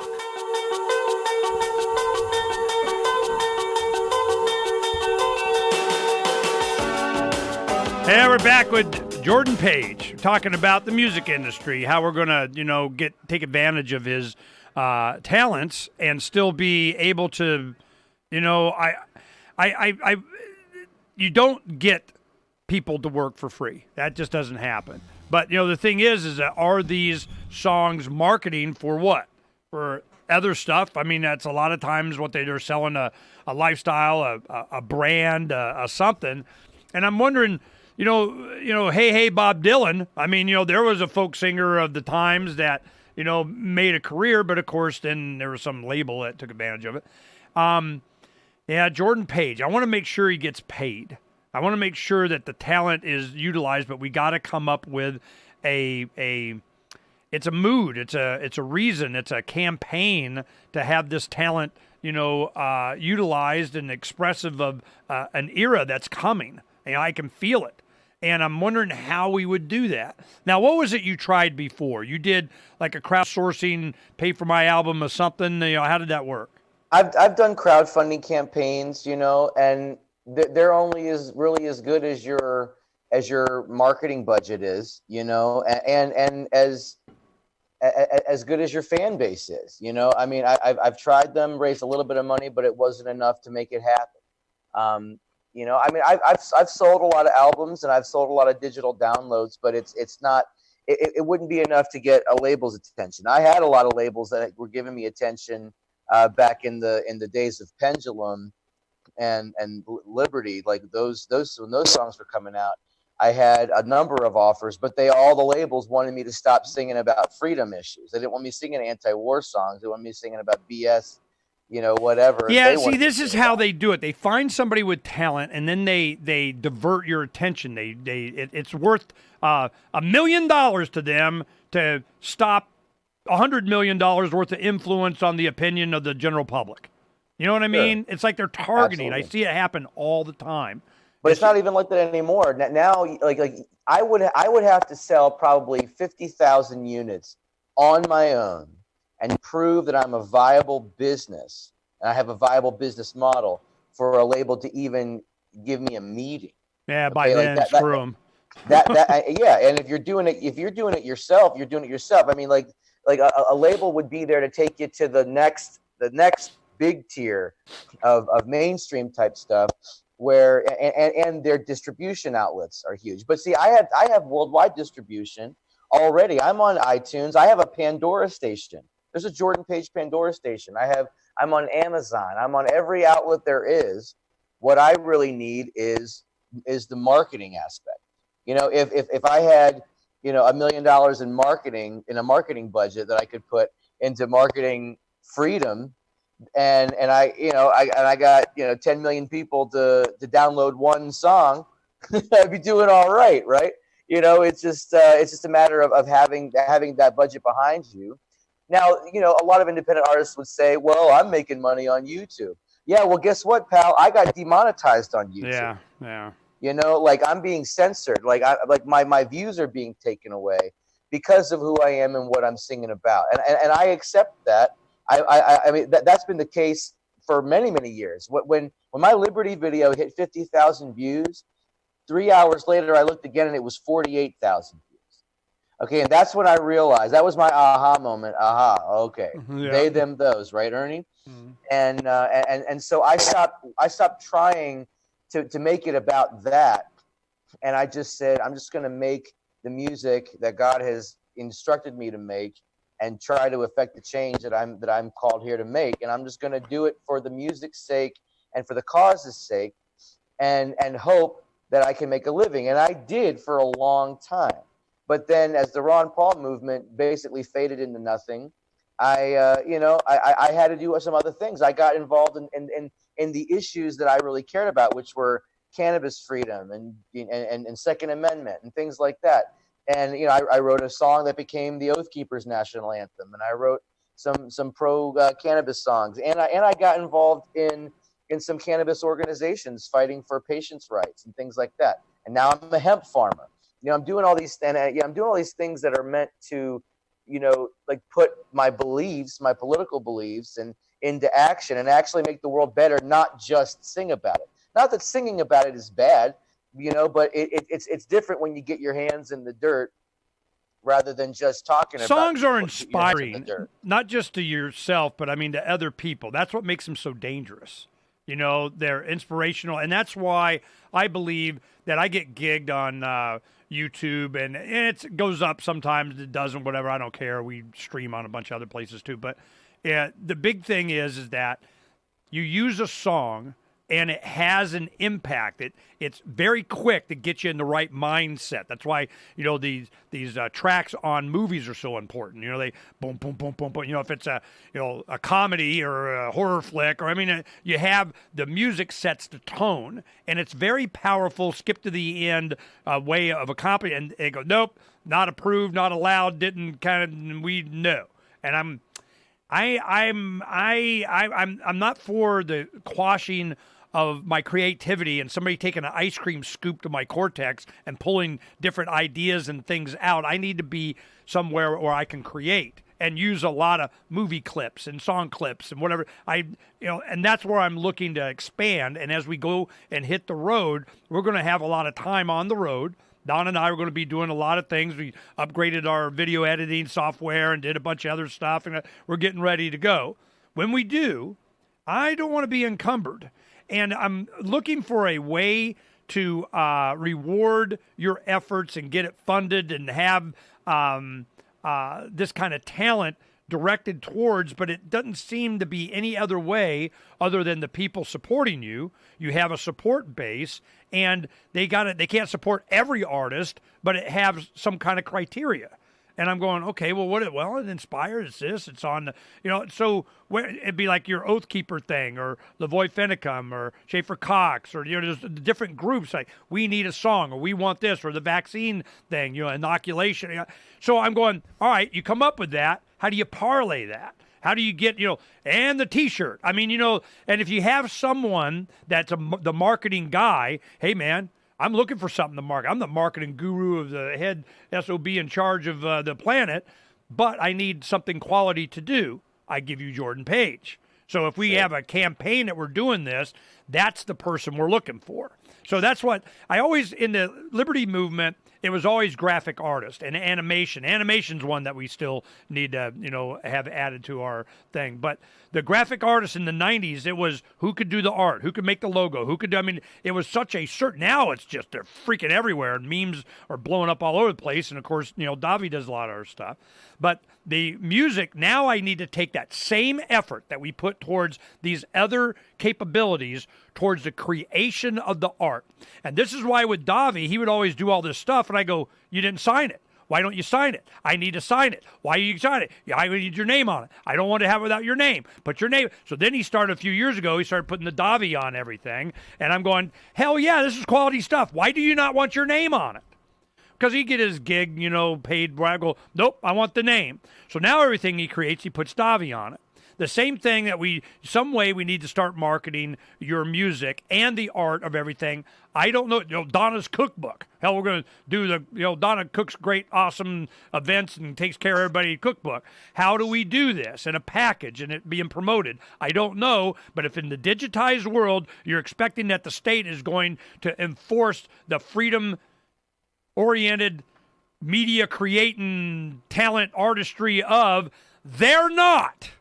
They will not do it. They are targeting for you to make sure you don't make money. So I'm going, there has to be another method. And if you'll work with me on this, we'll just think, I don't even know, but we'll come up with something. Ernie, I will always work with you on anything you want to do. And it's always for everybody's benefit. And I know we're of the right mind, so that's something, audience, start contacting us. You go to publisher at freedomsphoenix.com. What's your email, Jordan? Give it out. You're willing to give out that they can contact you. It's jordanpagemusic@gmail.com. jordanpagemusic@gmail.com, so everybody knows. So go ahead and share with us some ideas. We'll implement some. Crimes of the Crown by Captain Mark. The Crown casts the world in shadow and claims to be our guiding light. Cowards clamor for security from boogeymen and ghost stories. While I say these hobgoblins are imaginary. I say those they propped up as our liberators are now subsisting on our bondage. I say there is freedom in the black, and that's exactly where we intend to go. The Crown banishes its own officers for exposing its crimes and tortures dissidents to the brink of madness. It dominates the globe and swallows the wealth of generations, leaving only blood and excrement. The Crown calls it piracy to explore frontiers beyond its grasp. So the time has come for us to define the conduct among pirates. I say the Crown has trampled our necks long enough. Need decentralized solutions to centralized problems? Looking for a community of like-minded scoundrels? Or just want some swag to let the Crown know what you think of it? Join the conversation at pirateswithoutborders.com. We won't be hard to find. The political world is a maddening cesspool of corruption and lies. Live your life better than you do, and nobody deserves that kind of power. I want to put you back in control of your money, your lifestyle, your work, your body, and your life. Nobody should rule you but you. New Hampshire convicts many people of so-called crimes that should never have been prosecuted. If elected, I will pardon every victimless crime in New Hampshire history. This includes drug, gambling, prostitution, gun, and driving offenses. Nobody should have a criminal record when they have not harmed anybody. Wouldn't it be nice? Nah, I just had to move one of my monitors there. Somebody touched it.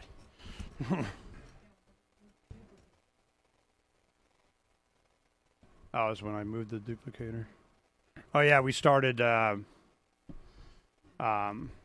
the videos. Yeah, we mass producing those, so those are going to be a thing. All right, so we got one more segment. What do you want to talk about? We can talk about Iran. We can talk about anything you want. Well, these songs that pop in your head, generally they are from whatever is in the news and so on, and it kind of builds up, boom. Jordan wrote a song about it.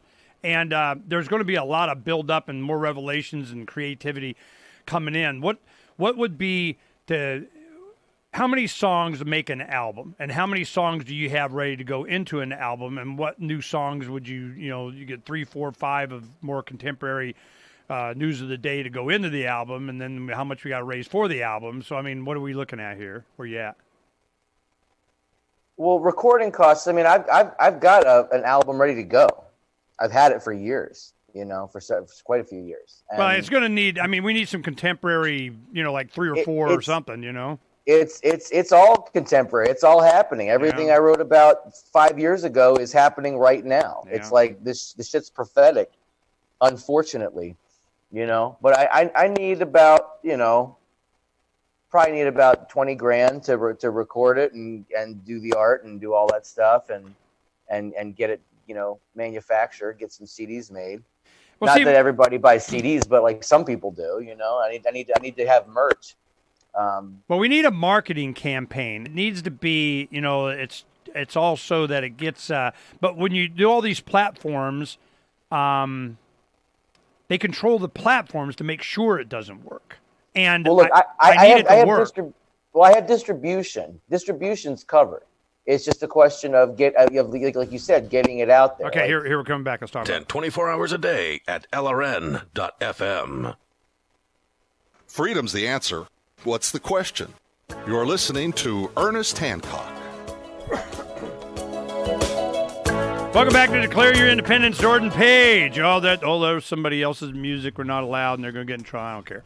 Okay, now this is, I want to focus on this. There's going to be a lot. We're going to take the Levolution to the streets again. That's what's going on.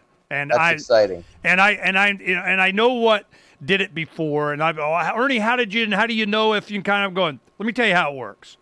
You show up to help freedom-oriented people express themselves to not freedom-oriented local bureaucrat government kind of things, stuff, and you amplify their voice and you help them, you'll have a freaking long line of everybody wanting to help, okay? So I'm going, don't worry about it. We'll have plenty of things. We're already filling up on the schedule.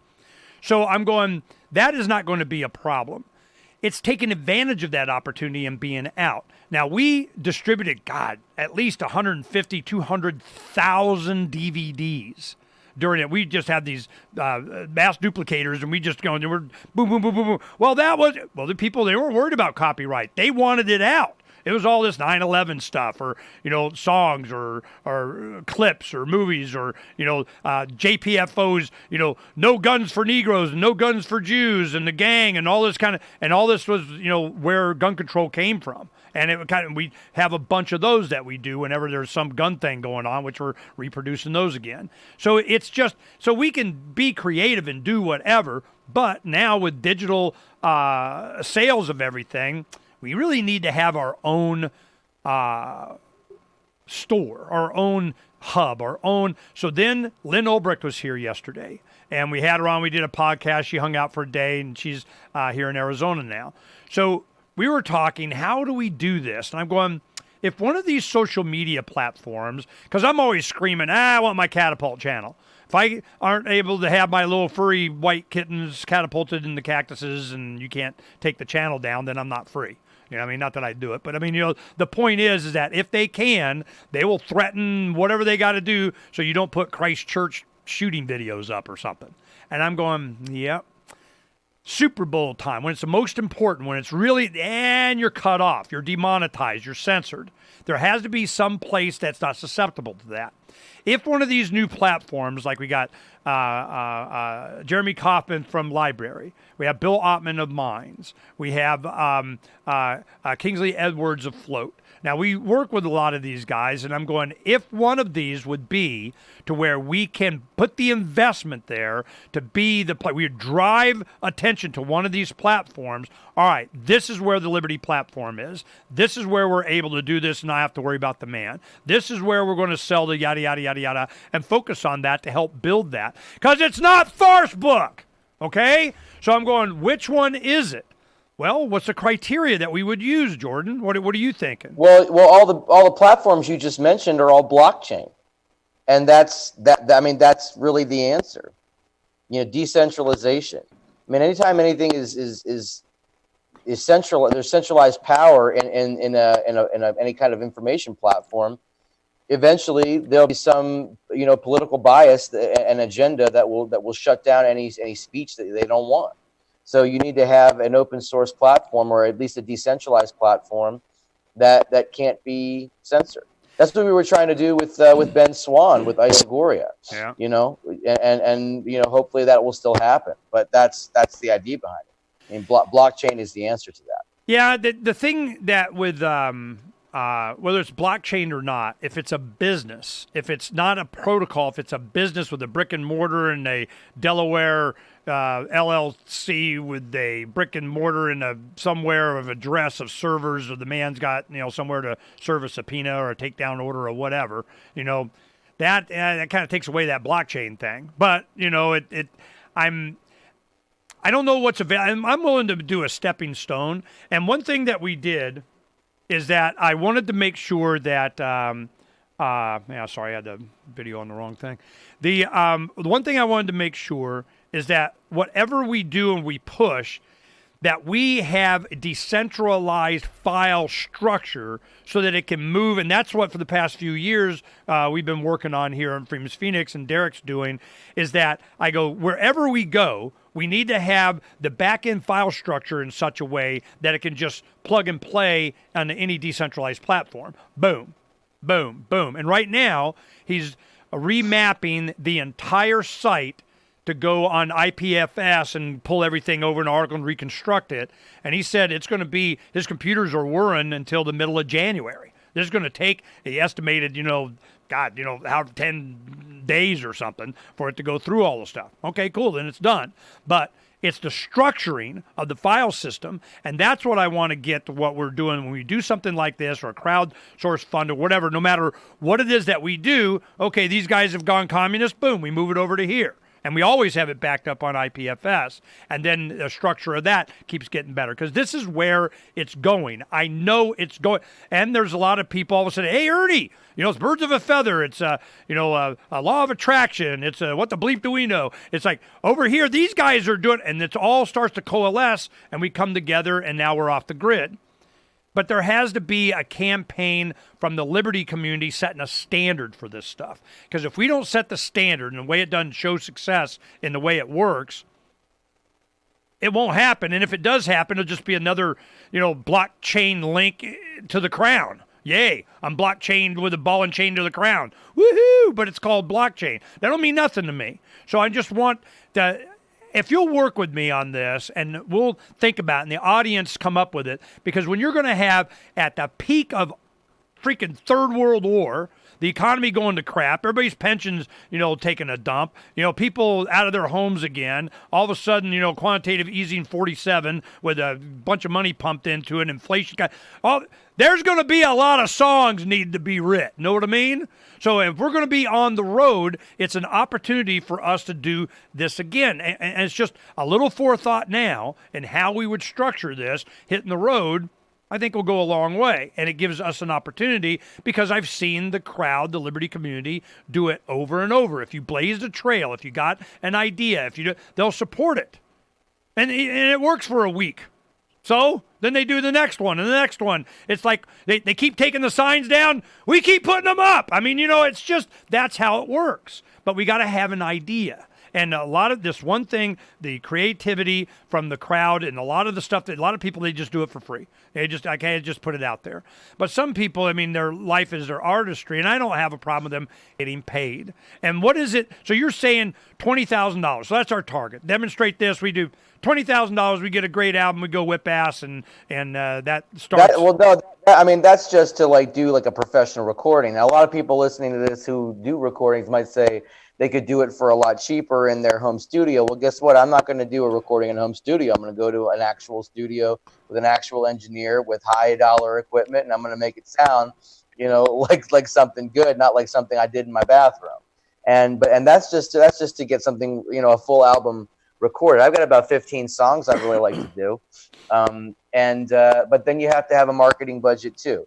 These things are more than a notion. I mean, major labels spend at least $1 million launching someone, and but what they can recoup is huge, because they're selling tickets, they're selling T-shirts, and everybody's got an angle. You know what I mean? And with the way the technology advances, you got to have another angle. Like if somebody could take a T-shirt and with a Star Trek replicator and just print out 1,000 of these things in in a second, like they can do with an MP3, then making T-shirts wouldn't be a lucrative business anymore. You have to find another angle. So essentially, like making recordings isn't a lucrative business. You got to have another way to make money from it. You know, I mean, having my stuff on an interplanetary file system is good and necessary to stave off censorship. Yeah. But it's not going to make me any money. Well, that's it's gonna that's what we need. But it's going to ensure that my stuff doesn't disappear when it's really needed, which is when the hammer falls down on everybody's face. Which is my concern.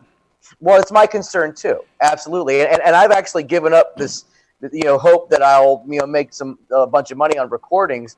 I'm just here, but I want to be able to make them and get them out there. And maybe I'll find another way to make some cash. Well, we need to. This is a necessary topic. It is a legitimate concern. Will there be this art penetrating the matrix if there's no incentive for them to do it? And you can't just just for the love of doing it. A lot of times you get a lot of good stuff that way. But I want to see if there's something the liberty community can do to support this kind of influence. So what did Ron Paul say? He goes, it's youth and music. You don't have the music, a lot of times you don't get the youth, So I'm going, this is, we'll think about it. You guys help us. How can we structure it in some way, crowdfunding, pledge to buy. I did it with Iron Sky and Iron Sky 2. They're coming right, it's a movie thing. They bypassed the whole system, went straight to crowdfunding. Ray's made movie, I got Blu-ray. Boom! Let's do it. We'll talk about it in the future. I've been told no. Yeah, this is, we need to come up with a solution because this is the biggest pushback, but I'm not willing to engage in, having the man do it because they do it selectively. They'll enforce what, is having the most impact on the liberty community. They'll make sure this one gets demonetized and not that one. They push this crap over this good stuff. So I'm like, no, I'm not willing. No, I'm not. There has to be another model. And people yell at me, a lot of the people, the producers in Hollywood and the movie guys, they'll just, you're not going to get, I'm going, it doesn't matter what I want. It's digital. You are not, if you go to someone and say, give me a bunch of money, so that we can use the government's force of limiting supply, we get to make, you're doing fraud because it's not going to matter. I can digitize just about anything I want right here, and I'm not a geek, So there has to be another way, and you build up faith and a reputation with people that I know whatever Jordan does is going to be awesome. And sure as hell a lot better than I can do it.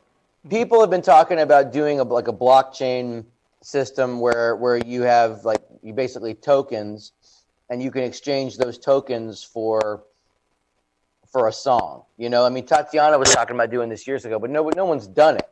No one's actually done it, but it can be done. Actually, no, Imogen Heap did it. There was one other artist that tried to do it. I think they tried once. I tell you this, Radiohead, mainstream band Radiohead, when they put out their album In Rainbows, they put it out for free, and they said, you can give whatever you want to give us for the downloading this album. Here's the link to download it. You can just have it. If you pay $0, you pay $0. If you give us $20, you give us $20. They made more money on that album than on all of their other albums, I think, combined. It was unprecedented. They did it that way, right? They just put it out there and said, you can give whatever you want to give. But they had an audience of tens of millions of people all over the world who wanted their album. Their marketing component was already there. Yeah. And then they did an experiment on the kindness of strangers, and they made a ton of money off of that. This is you got the kindness of strangers that are supportive of a lot of the issues you're talking about. The anti-war, the abuses of federal law enforcement, the drug war, the vaccine issue. These are, if you want to support this freedom-oriented Jordan Page Levolution album of the whatever the heck, and I think it's out there more than you think, and it's always trying to be selectively gamified a little bit, kind of. I go, no, just put it out and say, give me money before and after, and it's just, and then promote it, and on the pirated CD it has a QR code to give me crypto. See, this is one reason why I think crypto is under attack so much in a lot of different ways. They can't stop it, but they can, flood it all the time. And what happens is when Watch My Bit, Doug Scribner came up with the idea that you can click on a song or an album or whatever, and it play, and then immediately the money that came from you got dispersed amongst the band members. Everybody got paid immediately. The manager, even the drummer got paid. So I'm just going, I'm cool with that. I like that idea, and I just want to. And that's what they don't want popularized. There's a lot of the mechanisms are there, and any and everything they can do to keep you in their system. And I'm just, if we can break away, but we can't do it on their grid. We're going to be totally free and off of them, but we're going to use, the DARPA internet. And I'm like, yay, So anyway, we'll talk about it and do it. I got Richard Grove on now. Say hey to Richard. Richard Grove. Jordan, Lisa and I want to talk to you after the show, so maybe she can text you or something later today? Yeah, you guys have my cell, right? I think we do, but if not, I'll get it through Ernie. Okay, awesome. Now I'll get you guys hooked up. Happy New Year, buddy. Happy New Year to you. I heard the problem you guys are talking about. Yeah, you better have a freaking solution. Damn it. Yeah. All right. If anybody can come up with a solution, it's this guy right here. I'm thinking. All right. Love you all. Love you too, brother. Bye. All right, bye. Okay, let me do my thing here. And Richard, how are you? I'm good, Ernest. How's your new year going? Pretty good. We're busy. You got the whole freaking year planned out. Did you hear about our trip we're doing? I did. I heard about it through Dylan Lefevre. He's like, did you hear Ernie and Donna are getting in an RV and traveling? I said, no, not yet. Yeah, we're buying, selected it and done it, and Jay Noon's certified and, blessed it, and, and here we go. So I'm probably going to go to Liberty Forum. Are you going to be around there at all, or it's in February in Manchester? February, first weekend in February.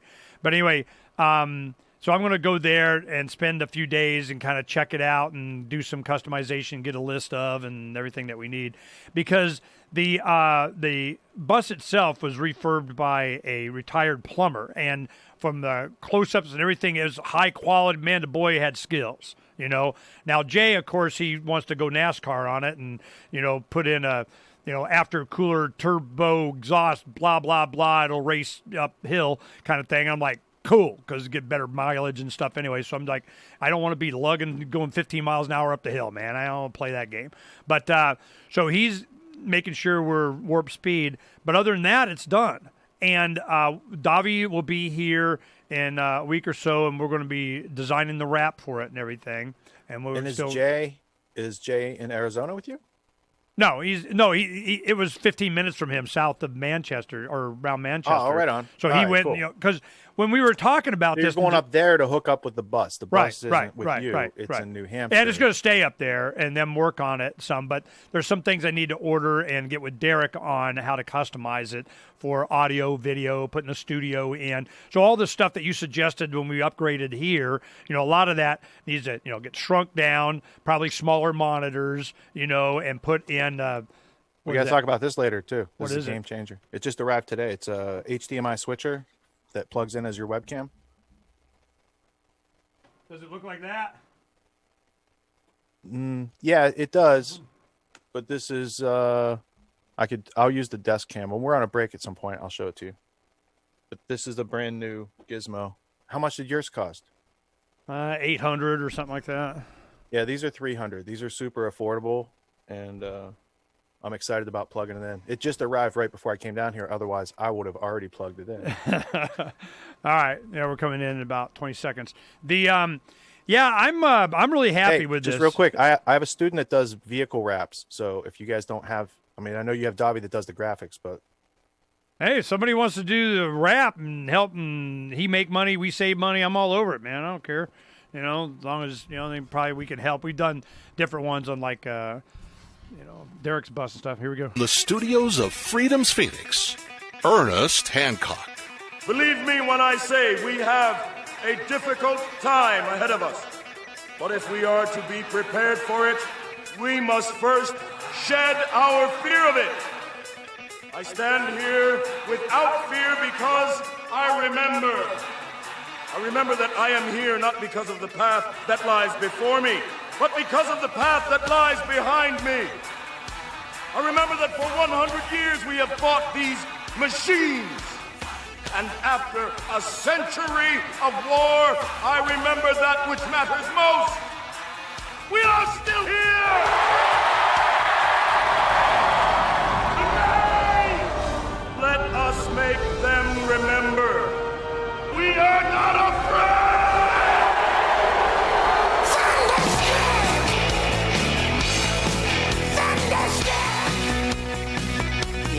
Yeah, the beard. Here on Declare Your Independence. I'm Ernest Hancock here in Phoenix, Arizona, from the beautiful studios of FreedomsPhoenix.com. It takes the third hour for me to get that right. God darn it. I go, all right, I did better. Jordan, I can do it now. I can sing. We'll do duet. Maybe not. All right, so they were talking to Richard Grove. Richard and Jordan know each other and say, yo, what's up? And you going to tell us a little secret? What are you going to talk to Jordan about after? You going to have a little secret? Got some project? We'll see. Good morning. No. Good morning. Happy New Year. Happy New Year to you. All right, let's tell you who Richard Grove is. In his early 30s, he went whistleblower after 9/11 and the stock market, and he's in Manhattan there, living the life and large of, and you hit a principled farm boy from back in the on the farm, and he goes, no, they're bad, I'll tell you, they're bad, and let's do the Sarbanes-Oxley whistleblowing protection. I go and they're bad, and and they're bad, and they go, that's not a bug, it's a feature, So it kind of got the download on how the government really works. And as time went on, he widened his perspective, and he discovered a stream of systematic control systems permeating our society, and then detailed them on the webpage Tragedy and spelled out hope.com. Tragedyandhope.com. It's a fantastic resource. It'll take you months to listen to do kind of in the 23-hour podcast of. But I mean, if you go through all that stuff, boom, I think I get it now. Okay? Well, now we get it. Now what, Richard? Now you got to be productive. Now you got to put it together. Now you have to communicate it to other people. Now you have to enlist the help of others. Now you might have to raise funds. Now you might have to continue doing that over time because people don't get it right away, right? So it's a marathon, not a sprint. And once you set yourself up for the marathon, it's a lot easier to run the race because you're not expecting it to be over tomorrow. Well, let's talk about what Jordan and I were talking about. Hold on a second. And a coffee refill. The ability to fund intellectual property. I am not going to look to the Crown to protect. I don't even believe in intellectual property right. I mean, if you got a thing, that's one thing. But intellectual creativity, it needs to be rewarded. A lot of times people don't care. They just, do it because they want to do it. But to get more of something, you subsidize something, you get more of it. And I'm wondering how we can do that in the digital age and still get people rewarded for their intellectual efforts. It needs to happen. I don't know what the solution is, but it's not the state because it gets bastardized and changed, and it's just an excuse to rule. And I'm not helping them. Not doing it. But if we can come up with another alternative, what's buzzing around in your head? Well, let's look, because this is an interesting problem you bring up. So the way I would analyze it is I would look at what is the digital age and how is it different than the traditional age we just came out of in the 20th century. In the 20th century, somebody who's creative creates something. They make something out of that creative notion. So they have an idea for a book. They make a book. They put the book for sale. In order to pirate that book, you need a printing press company to pirate the book. Very expensive to pirate it. In the digital age, there's a lot of free content out there. So the balance is trying to strike between what free content do you put out there and why, and then what charged for content do you have, and how do you provide that to your clients, your customers, your fans, your audience, however you want to see it. So in a case like Jordan, he has a lot of free content out there, and monetizing his new content going forward is a revenue stream source. However, the hidden talent that I didn't even really think about till you asked this question, because this is different than what I was going to talk to him about when we were talking during break, is this: Jordan's ability to create, that methodology that he uses, that creative notion, that gut instinct, that's all very valuable to people learning how to create music on their own. So teaching might be an avenue for him, an online course, teaching guitar, teaching singing, teaching songwriting, maybe collaborating with some other people in those areas to really flesh it out. That type of digital asset could be protected behind a paywall. It could be something that even if someone took the content, the real value is in his delivery and his time and his Q&A sessions and his instruction. And that's live or interactive for students. So there's a variety of revenue sources that could come from that, from one to many investments of time. So he could do something once, like record a song and put it out there on a CD with other songs. And that's out there one to many. He recorded it once. It's out there earning revenue for him over years. He has many albums.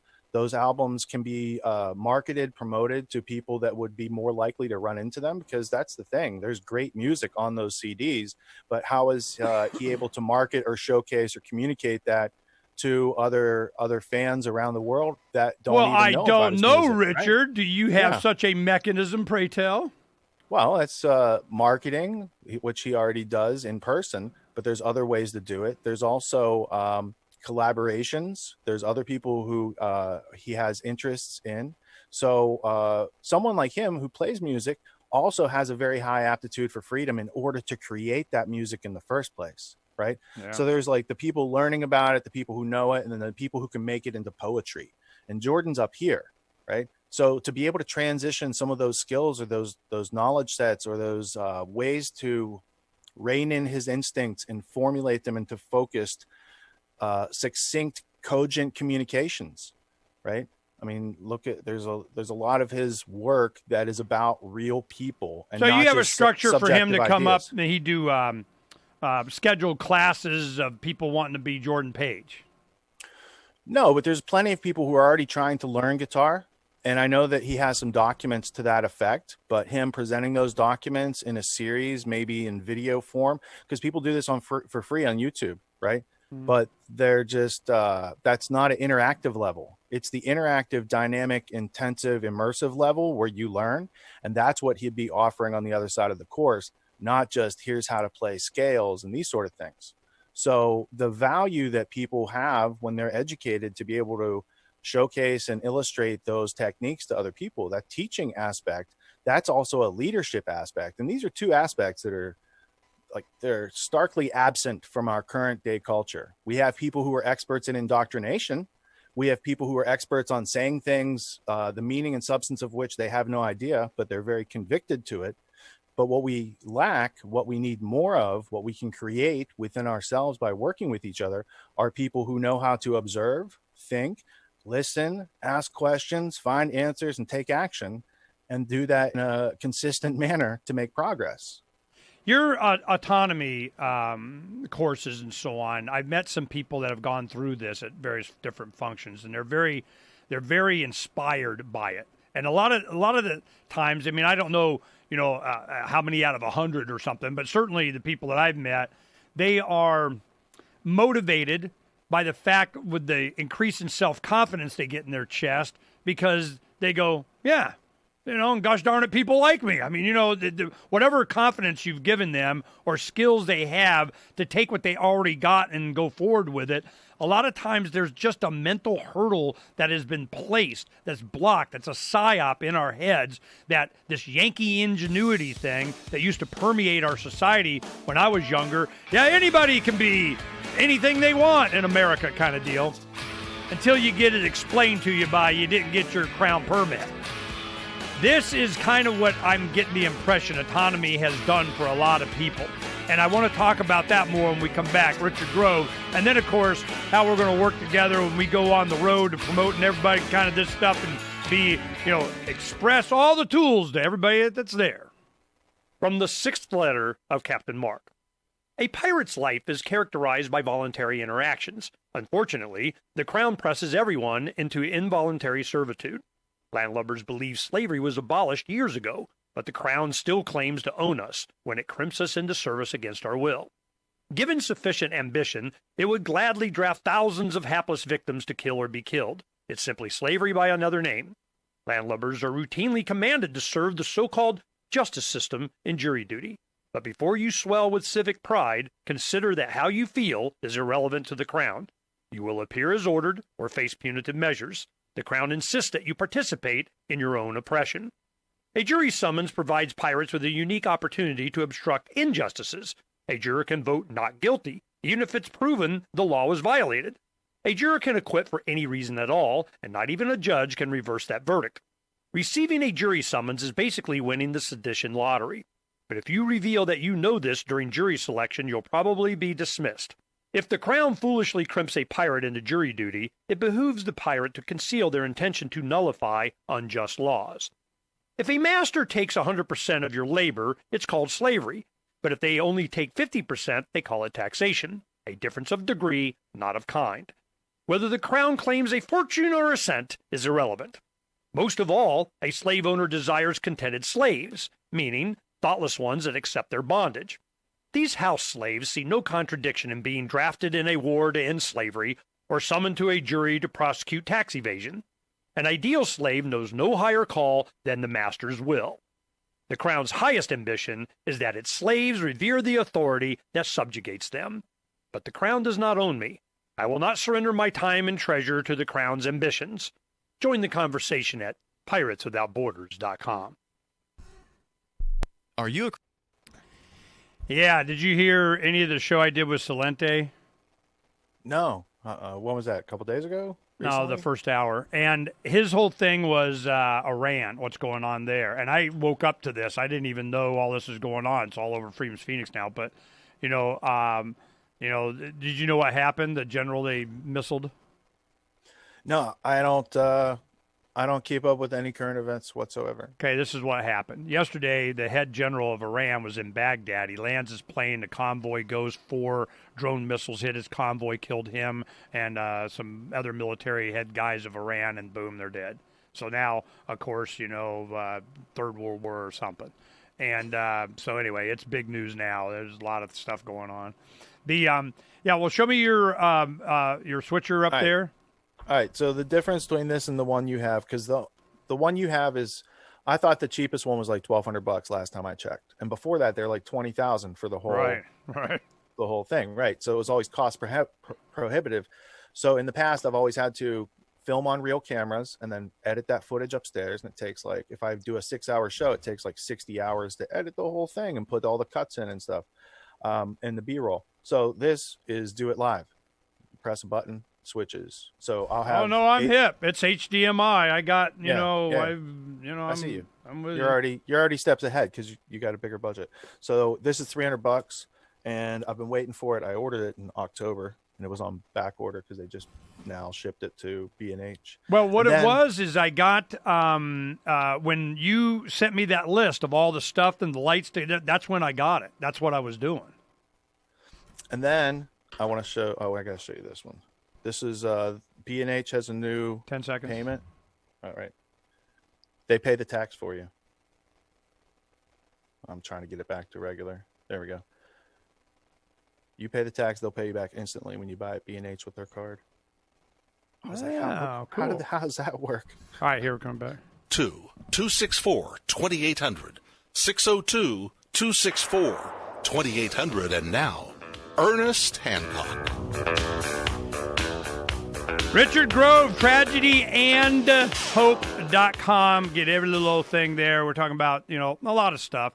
And he's upgrading his video ability. He has a lot more skills than that. I just upgraded all my video editing software. And I didn't have to because I had the switcher here for exactly what you're talking about. I can go, so you don't see it because I have the switchers on other cameras, but, there, people go, I got to get the right one. That's why I got to have that monitor over so I can see which one's going out.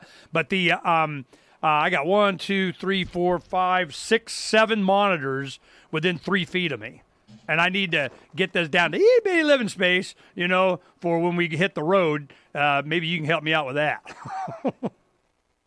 Well, part of the reason that I learned how to do what I do is I saw what you were doing. I was like, who's this wizard behind these keyboards with 3 computers and audio? And like, he's just switching. You were doing it yourself. And everyone else that did anything like that had tons of people involved. And so I was like so close to being able to get there. I was like, oh, Ernie does it. I could do it too. Learning by example, monkey see, monkey do. Oh, no, you can do a lot better than me. Because, let me tie it back to the last break, because I don't have learned helplessness. Okay, so one of the things that schooling indoctrinates into us is learned helplessness. And that's what, at the bottom of the learning curve, before you start to get the benefits and keep going, you want to drop out. And without knowing the learning curve for each thing you're doing, you just think, I'm not supposed to do this. And you fail a couple times and you get out. And that leads to a life of misery for most people. And the difference is you can say, hey, failure is my success story. Fail fast, fail early, succeed sooner. So the more failures I can, like if I'm trying to tie a new knot, the more times I tie it wrong, the closer I am to tying it right. I have to be willing to go through those failures in order to do that.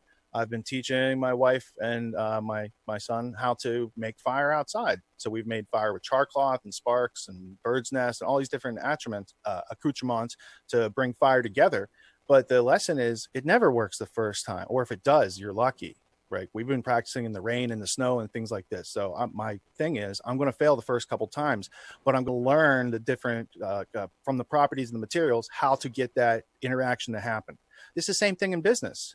How can we get this marketing off the ground? How can we get the leads for the new product that we just created? These sort of things. They're all just different ways and of approaching the same problem. So they're all different avenues to the same mountain. So there's different ways you get to the mountain, but once you get to the mountain, there's a process of how to deal with that mountain, get up and over it. And when you're with people that are doing that all the time and there's a trail, and you can go off trail, but you can see how to do that first. It's a lot different than being sent out into the world from schooling and university thinking you're prepared for life when you're not. 1 degree is like being sent into the woods with 1 tool, and it's very hard to survive with 1 tool. Yeah, if you chose wooden, broken, not serrated piece of crap tool too. Right. So if you're sent into the woods with the right tool and you have the experience, you could survive. You could have a knife and you can make a bow drill fire and you can start to make cordage, you make your shelter, you could get your water together, these sort of things. That's possible.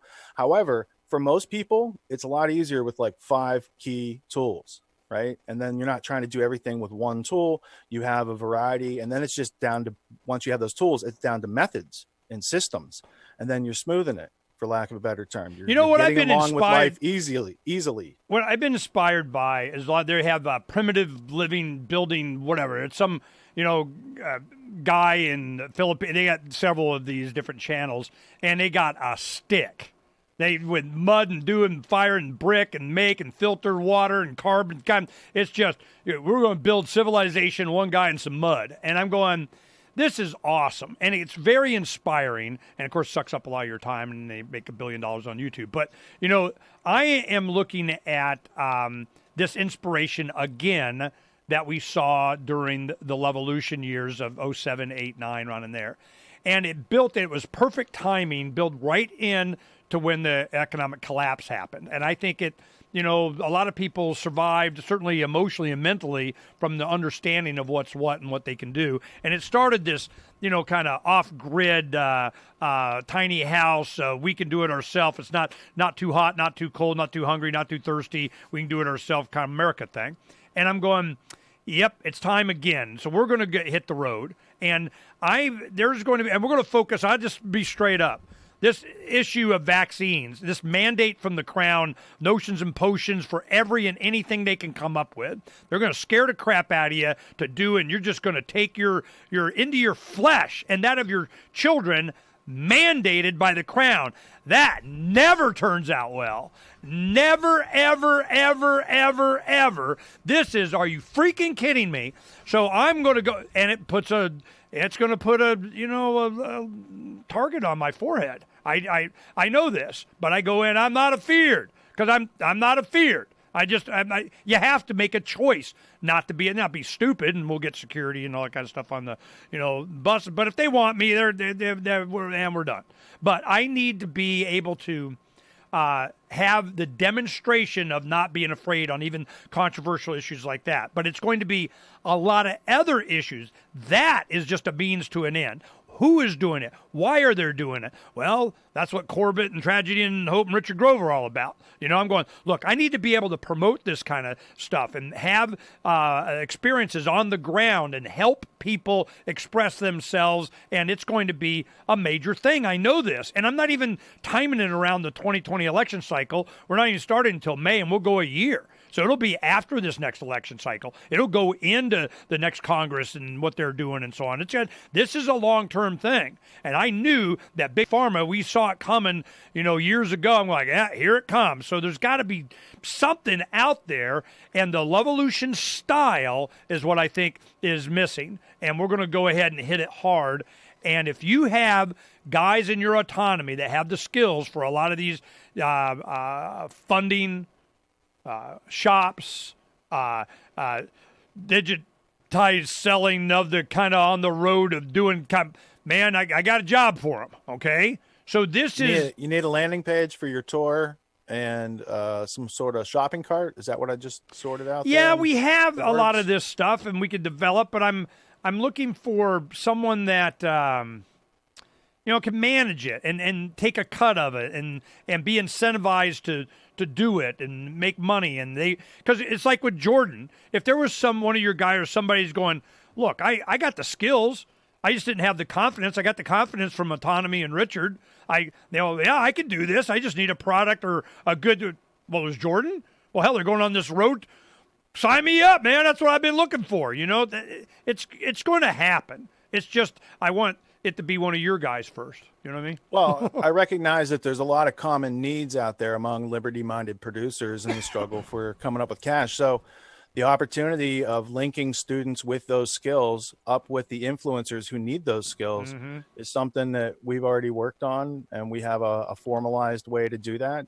And we're currently doing that now for people, and I'd be happy to help you out with it. And we were going to call and help. All right. Well, let's talk about, I know it's always, the answer, if it's just money, then I just hire somebody. I mean, I need them incentivized. I need, if they need a little bit up to get them going, or kind of then on the back end. Because I hate beginning of web pages. It's like, yeah, you pay me every day to put the stuff. I go, no. You create the infrastructure. I use it. No. So we'll talk about our needs and what you can do, and just the audience. There's opportunities out there. We're going to make sure of that. Do you want more businesses? We're going to make sure of that. There's the opportunity. You just got to come up. See, if you come up to me and you go, yeah, for $20,000, I go, hell, for $20,000, I could do it myself, So I'm just like, what is the mechanism by which we're going to offer this, or how, or because if it's like I'm giving you money and you to manage it, and it takes on, Richard Grove's responsibility of making it work, that's a whole nother thing. All you got to do is say that. But if I'm just putting it into the, the class, and somebody's going to know, I ain't doing that. So, I mean, if I'm buying some Richard time, that's a whole different thing. Is that what you're offering? Yeah. What we do is you set up a planning call where we can get to know what your infrastructure is. And you do that through autonomyunlimited.com. There's a form on there, and you fill it out. And that's how we've interacted with clients so far. All right. Well, let's pull that shit up, because I don't want to hear you whining later. All right. There you go. And it should hook up to my schedule. So let me know if that doesn't work. Autonomy what? Unlimited.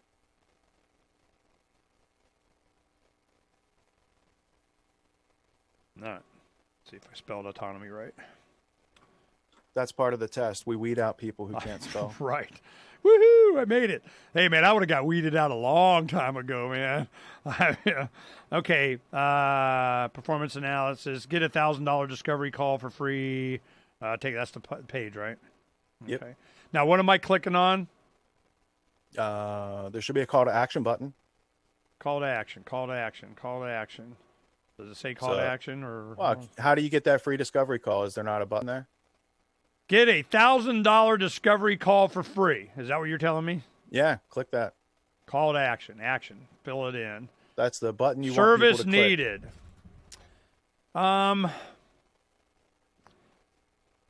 Let's see. Email marketing, newsletters, maybe web hosting, site speed. I'm not sure. I was going to say, a lot of people, they come into it thinking they need leads. And then we break it down and it's like, here's what leads actually are. You have to have an offer. You have to make that offer compelling. You have to put the offer in front of people. Like there's a methodology to it, but business owners, because we're not trained in school how to do this, and yet we all want to be entrepreneurs, right? So you need to understand these basic concepts. So when you start with a general word like leads, we would help you understand how do leads actually find you. And then once you find the leads, how are you going to close the leads? How are you going to satisfy those leads? How are you going to get testimonials at the end of those customer cycles so you can add that to your landing page and get more leads coming in? All right. So I go, see what even address would I put up here? I said, well, I just do Freedom's Phoenix. But it's for this whole thing, you know, this effort that we have going. I mean, there's an enormous opportunity because Ernie and Donna are going to be on the road. You know, how do we take advantage of that as we're, activists that are pissed off at, whatever. So we had an enormous impact last time, but, it was around a candidate and a campaign. But this is going to be the same kind of, it's more spontaneous. There's any kind of a consolidation or a resource hub is going to get a lot of something. And any other resource hub, a lot of them might question because it's going to be they, them, those anyway. So I'd rather us have a real well-structured, because when we did RonPaulRevolution.com, there was no issues, nothing for sale, nothing there. It was how to make signs. Here's the material, here's the font, here's the peace out, do whatever you want. And it was the most popular of whatever because we didn't, but we could have marketed it, and it kind of did, with Ron. All right, here we're coming back. Guide to find out at shows.lrn.fm. That's shows.lrn.fm. There are those that just want to be left alone, and those that just won't leave them alone. Which one are you? The Ernest Hancock Show.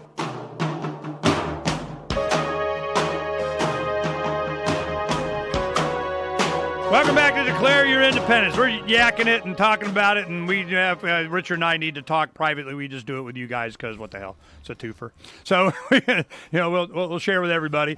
Now I'm up on his site here, and you go to autonomyunlimited.com, and the first test is you got to be able to spell autonomy. Okay, I'll help you out. Auto N-O-M-Y. AUTONOMY unlimited.com. Digital marketing consulting, to where he kind of manages a lot of his students to teach them how to do this stuff and make their skills available. And now it's available, and here they are. Which I've been screaming to him. I go, yeah, you got all these guys. Yeah, great. Well, let's get her done, man. Let's do it. Because we have an opportunity to do this. And I'm going, my budget. Whether we put budget here, 0. A budget of, I don't know. It's whatever it's freaking worth. That's what it's worth. All right, we'll put the minimum there. We do like $2,500. You can't show me something for $2,500. You ain't going to show me. All right, so how did you hear about us? Referred to by social, we'll just put other. All right, send. There, I sent it. Now what? We'll see. All right. We'll see what happens. Well, let's see. Get me in because we're good. I think with your budget and your notoriety as an influencer, you'll probably get an invitation to schedule a discovery call. And then with that discovery, we can understand. And then from there, we can excel. All right, let's do it. Because this is, all right, this is what's going on so that you understand from my perspective. Don and I are going to hit the road for a year. It's going to create enormous amounts of opportunities. I've done this, 30 years. I know how that. Here we go. All right. we hit the road with this, it's going to be meeting a whole new chunk of people on various different issues that have even more understanding, revelation, access to information, what's really going on than all the other times that I've done this. In the 90s, after 9/11, we had, all the tragedies and wars and Wacos and revelations in Oklahoma City and 9/11 and the financial crash and the Levolution and Ron Paul and on and on and on and on and on. And I'm telling you, it's much more ripe now with understanding of what's really going on from guys like Richard Grove and Lisa and Luke. He is Luke's father. Anyway, so I just want to make sure that people know we have a lot of resources. I know a lot of people that have these little fill in the gaps of kind of just go kick ass. But what's always missing is on the street there, hand, flesh to flesh, pass it out, DVD I give you, you got information, go and replicate and, expand and grow and multiply and be fruitful, okay?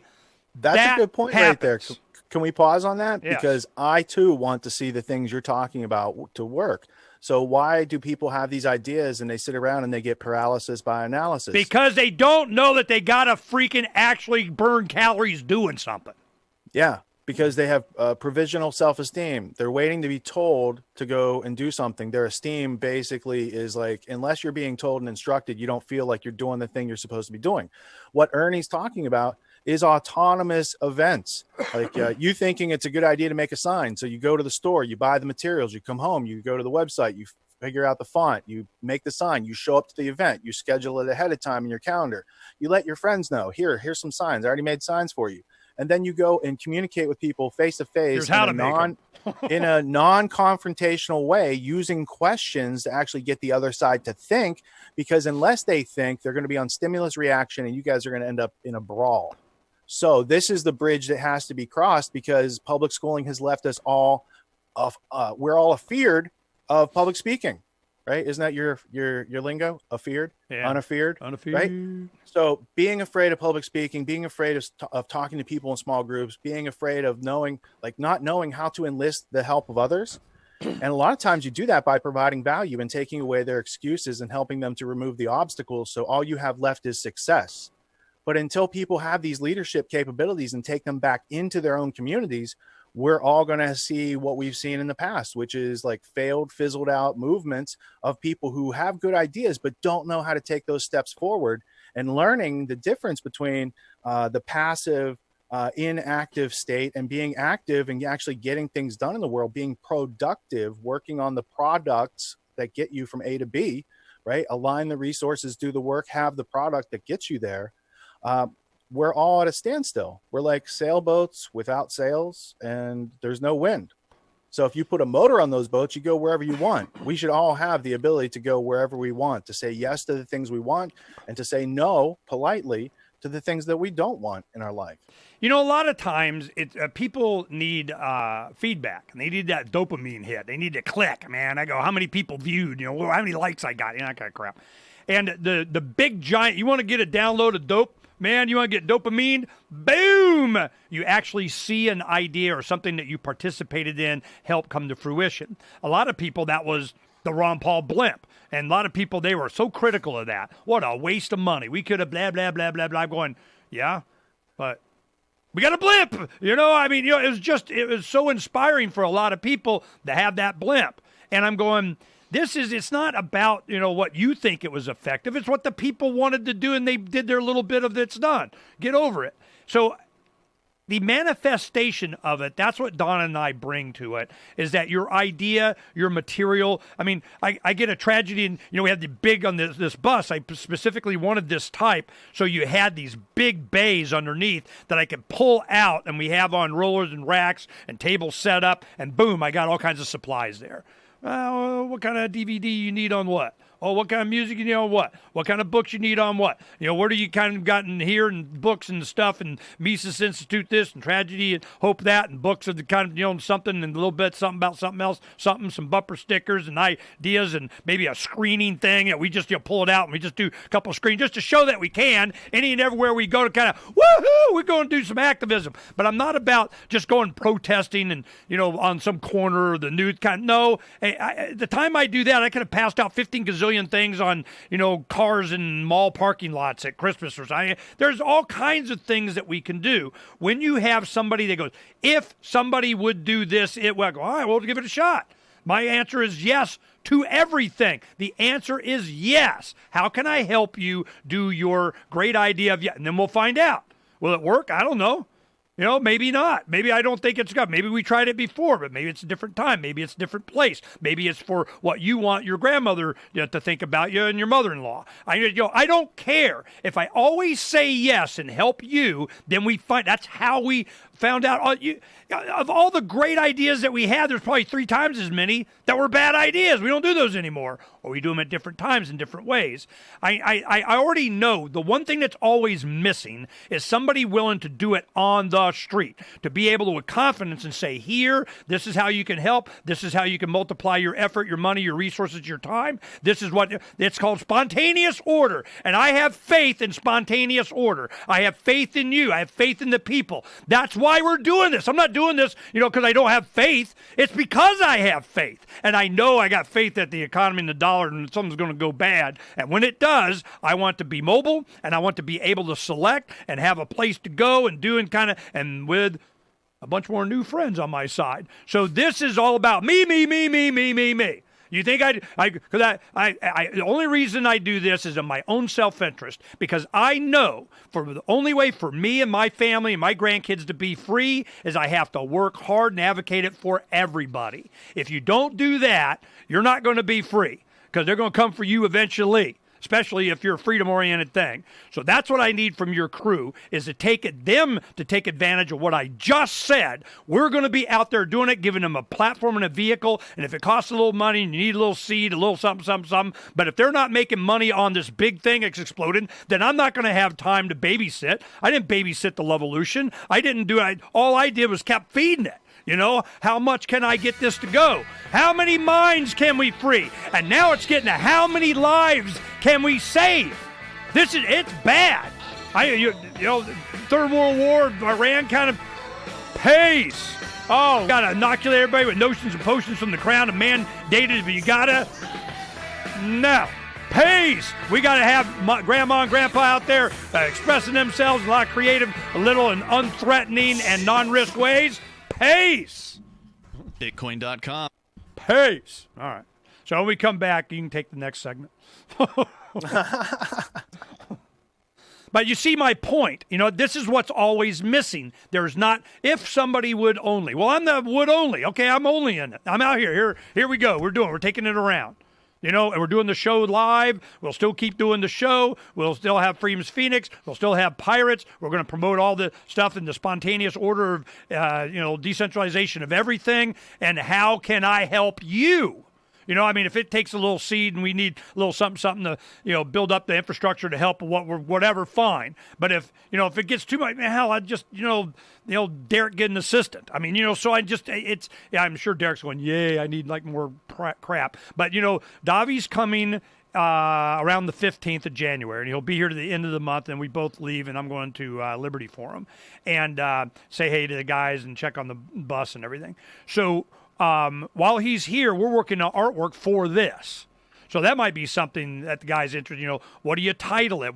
Now, the big thing is they didn't want vaccines on the discs that were just informative, and they're not even really anti-vax. If you're going to vax, do it this way and not that, and this is bad and this is good and all that kind of crap. So it's not an anti-vax thing, which is what they want to, portray. I'm against, the mandates. If it's a good idea, it'll come out and we'll do it and show me the stats. But this is not what this is about. So I'm going, okay. So it's about self-ownership. Yes, but this just says, did you do your due diligence? That's all they wanted on it. Nothing about vaccine, nothing for, against, whatever.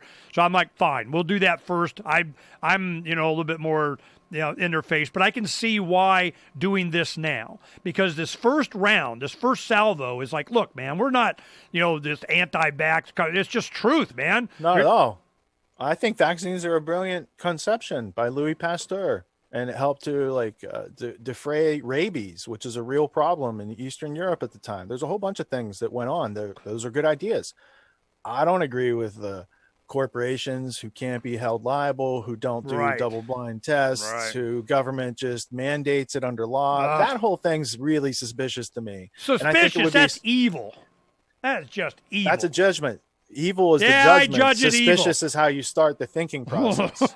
So for instance, 9/11's an inside job is a conclusion supported with no evidence, and it's put out there as the lead instead of asking a question which would actually get people interested. Like, where did all the molten metal come from? Right. So when you have the rhetoric out of order, so when you're presenting, so learning is grammar, logic, and rhetoric, the individual parts, how they fit together, and how do you use them, right? The expression of that, the rhetoric, is often why, what, how. But most people start with the conclusion instead of the reasoning that leads to the conclusion, right? I taught about that last week, I think. That's what you do, man. You the man. All right. So this is how, and we keep talking about this, and I keep going, look, if you got this resource, it's worth, we're doing it. We're already, I don't need somebody prompting me. I need the infrastructure of people that can take advantage of it, become a project. They can make money. I don't give a crap. It's not about the money. It's about, I do want to get guys like Jordan funded and stuff like this. So real quick, on your tour, you need a call to action.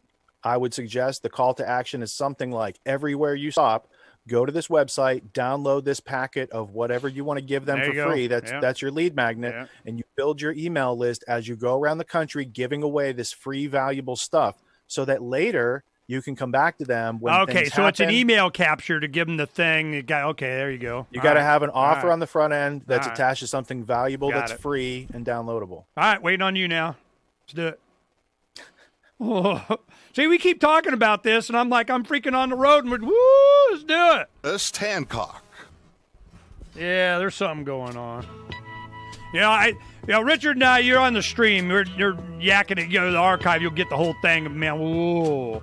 Something happening here. Yes, there is. What it is ain't exactly clear. There's a man with a gun over there. What's he saying? Telling me I got to beware. Yeah! I think it's time we stop, children. What's that sound? Everybody look what's going down. And look around and check your six. When all this stuff is going, like this Iran thing, the impeachment thing, the whatever thing, the economy thing, it's all this, I'm going, did you look behind you? Did you check your six? What's sneaking up on us? Because a lot of this is just distraction and the magician of look over here and shiny objects. And then of course they want to get us into a war. But and I know Trump. No, I don't want to be in a war. I don't want to be in a war. I don't want to be in a war. And they made me go to war. Yeah, right.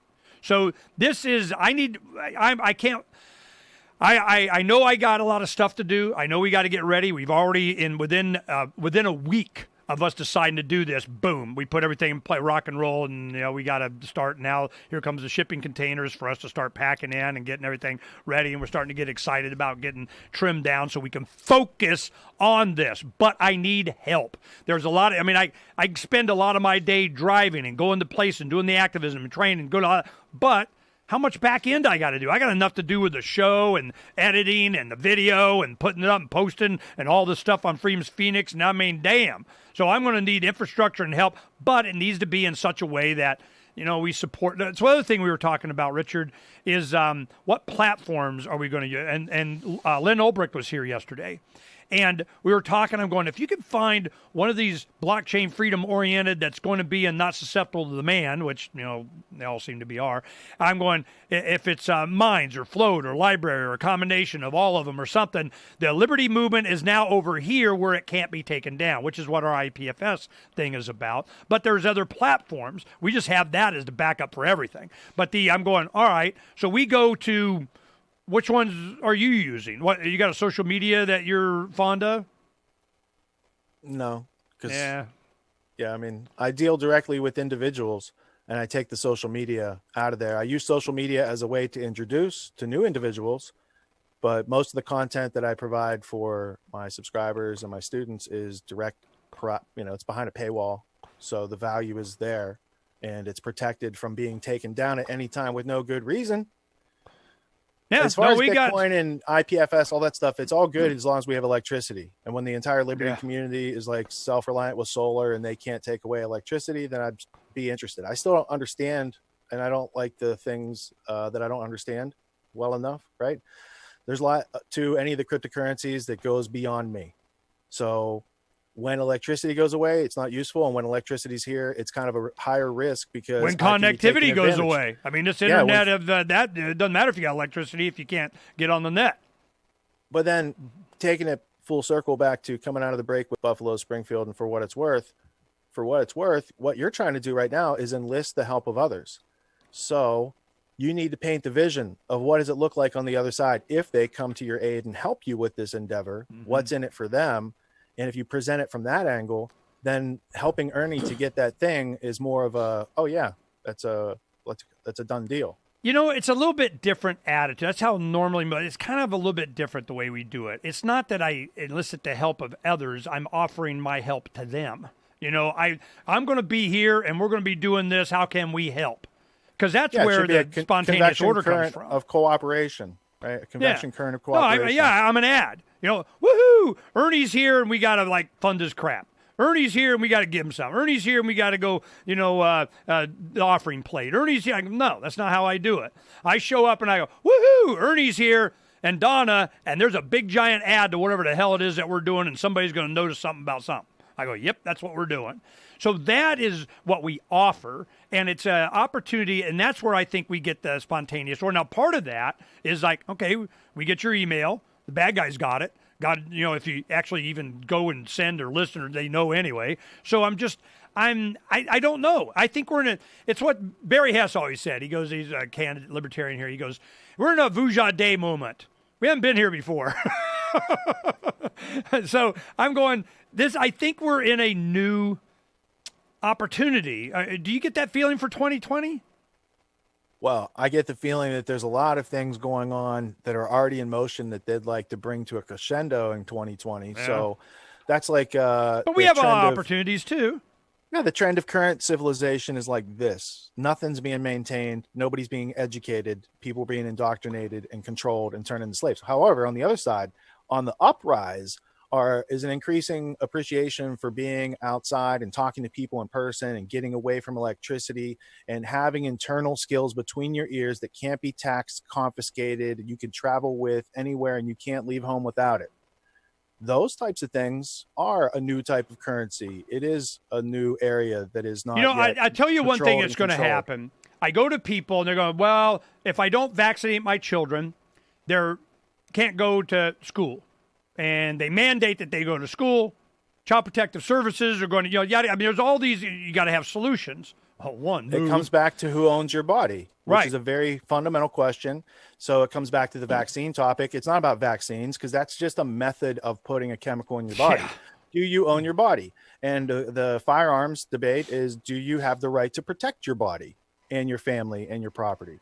That's where all these conversations are going to go. So what am I going to do? You got to take them. It's going to be an opportunity for us to promote homeschooling, other curriculum, all this. I go, look, this is the stuff you're not learning. Take that time, take a couple hours a day, teach this, and then go camping. I mean, to do that, to start that movement. The Escape from Dunkirk was a movement to get out of the public school systems. Christian community years ago, it's like all the fishing boats and everything need to go to the beach and save our troops at Dunkirk. Because that's the urgency that I see here, and I want to be an add to the movement, and we can help. We're consolidating. I think it's going to come. I have that faith already, and if we need to seed something, that's fine. But I'm telling you, I'm here to help. What I want to do, I already got. We're going to do. I think you've already. The people that know you already know that. All right, so you have provided, because the liberty producing independent, producer community doesn't have marketing budget. They don't have these things in place. You have provided that for them. You get them on the show. They get to express their We're project. going to go on tour with it. You're going to get You're marketed. brokering people into the audience of people who are interested in keeping the embers of liberty alive and trying to get some tinder to make a little fire with that again. So we can have actual freedom and not just less despotism than maybe yesterday, but more despotism tomorrow. Like, it's been fluctuating up and down, and there's a lot of freedoms that are being lost that took a long time to fight for and to attain for a small group of people. And because that fire of liberty didn't spread around the world, there are still regimes that have kings and queens and these sort of things, and they have remained enemies of freedom, and still they are at the helm of trying to extinguish freedom right now all over the world, especially in this country. So the ability to know about the problems and be intelligent about who they, them, those who can easily be named, that's one part of it. Then how do you actually survive and thrive amidst this other problem? Because this is a big problem, might not be fixed during your lifetime. So how do you live a lifestyle of freedom? And then, so that's like the business acumen and entrepreneur skills. And then how do you actually live outside? How do you actually relate to nature? Can you find food? Can you find water? Can you build shelter? Can you work with others to build a camp? These sort of things. So Autonomy Outdoors will launch probably in spring. So that's the other. So to get people away from computers and screens and get them out interacting with real people on a regular basis in their communities, to bring the leadership skills that they learn in the course, in the autonomy course, into their communities in a way that gets away from the politics and the electricity, like all the things that are getting people toward civil war. So I see that is what they're trying to do. They're trying to they're trying to dry out the forests and start a fire. One thing I want to, share with your students and so on, this one question. And one of the guys was at Red Pill in Nevada, J. Edward Griffin's thing a couple months ago, and got a dose of this. It's all about property rights with me. Do I own myself? My kids don't belong to the crown or the village or whatever, And but also, do I own my land? I can occupy the sidewalk in any city, and you can occupy the sidewalk, not a problem. And the business owner's got to clean up your hypodermics and your feces all over and spray it in the gutter. But you can occupy there. You take that same tent and put it on your own land that you own. Illegal, you go to jail. And I'm going, if it pleases the crown, may I occupy my own land? No. When the hell did that happen? I want to know the lobbyist, bureaucrat, politician promised me freedom by, advocating for that. I want to, what? So it's fundamental stuff like this, asking the questions, but the right questions. Autonomy. AutonomyUnlimited.com. Richard Grove has got a lot of stuff for you there, and we're going to fix Merca and the rest of the planet while we're at it. Right, Richard? That's right, Ernie. That's right. All right, one day at a time. Well, this is, the deadline. This is what's happening. Everything's going pretty quick. I have an area over here by my barn that has two garage doors. That you know what I'm talking about. You've been over here, and I'm going to put in front of them those two 40-foot containers, and they're starting to organize because I need it organized. So when we do, my question was, what happens to Doc Brown's garage when you guys go on the road? So now you're answering my question. Thank you. No, it's getting all packed. We're putting it in kind of because each one of these things, like my lab and, certainly the dome production stuff, we're going to be using a lot of that. We have, everything, all the activist stuff and everything needs to go into storage so I can make use of it later when we come out of this thing. And so I'm going to go, all right, we go here. I've been, of course, on the internet, looking at and how and doing different things. So I got a bead. That's not the problem. It's that's not the problem, getting a nice place to live with the increase in internet availability, ubiquitous around the planet with satellite. That's the biggest thing I was waiting on. So the timing on this works out well. So when everything's going to take a dump, I'm like, woo, we liquidate, go out, wait for the opportunities, buy in, yeah, we're good. Or just stay on the road, I don't care. But the thing is that when we get someplace, I have all the tools and equipment to build whatever I need. And most of that I got when we did tenant improvements on our restaurant. Our family and my kids, we all built out the restaurant. I mean, we were, concrete sawing, wall building, electrical plumbing, doing kind of, we got it. So I'm like, all right. What else can you do with that? You can make yourself useful to others at any given time, whether or not they have money, because you have skills, experience, knowledge, and tools. Well, this is going to be utilized, but my problem is that anywhere I want to go to do them, I'm sorry, do you have the correct permission slip from the Crown?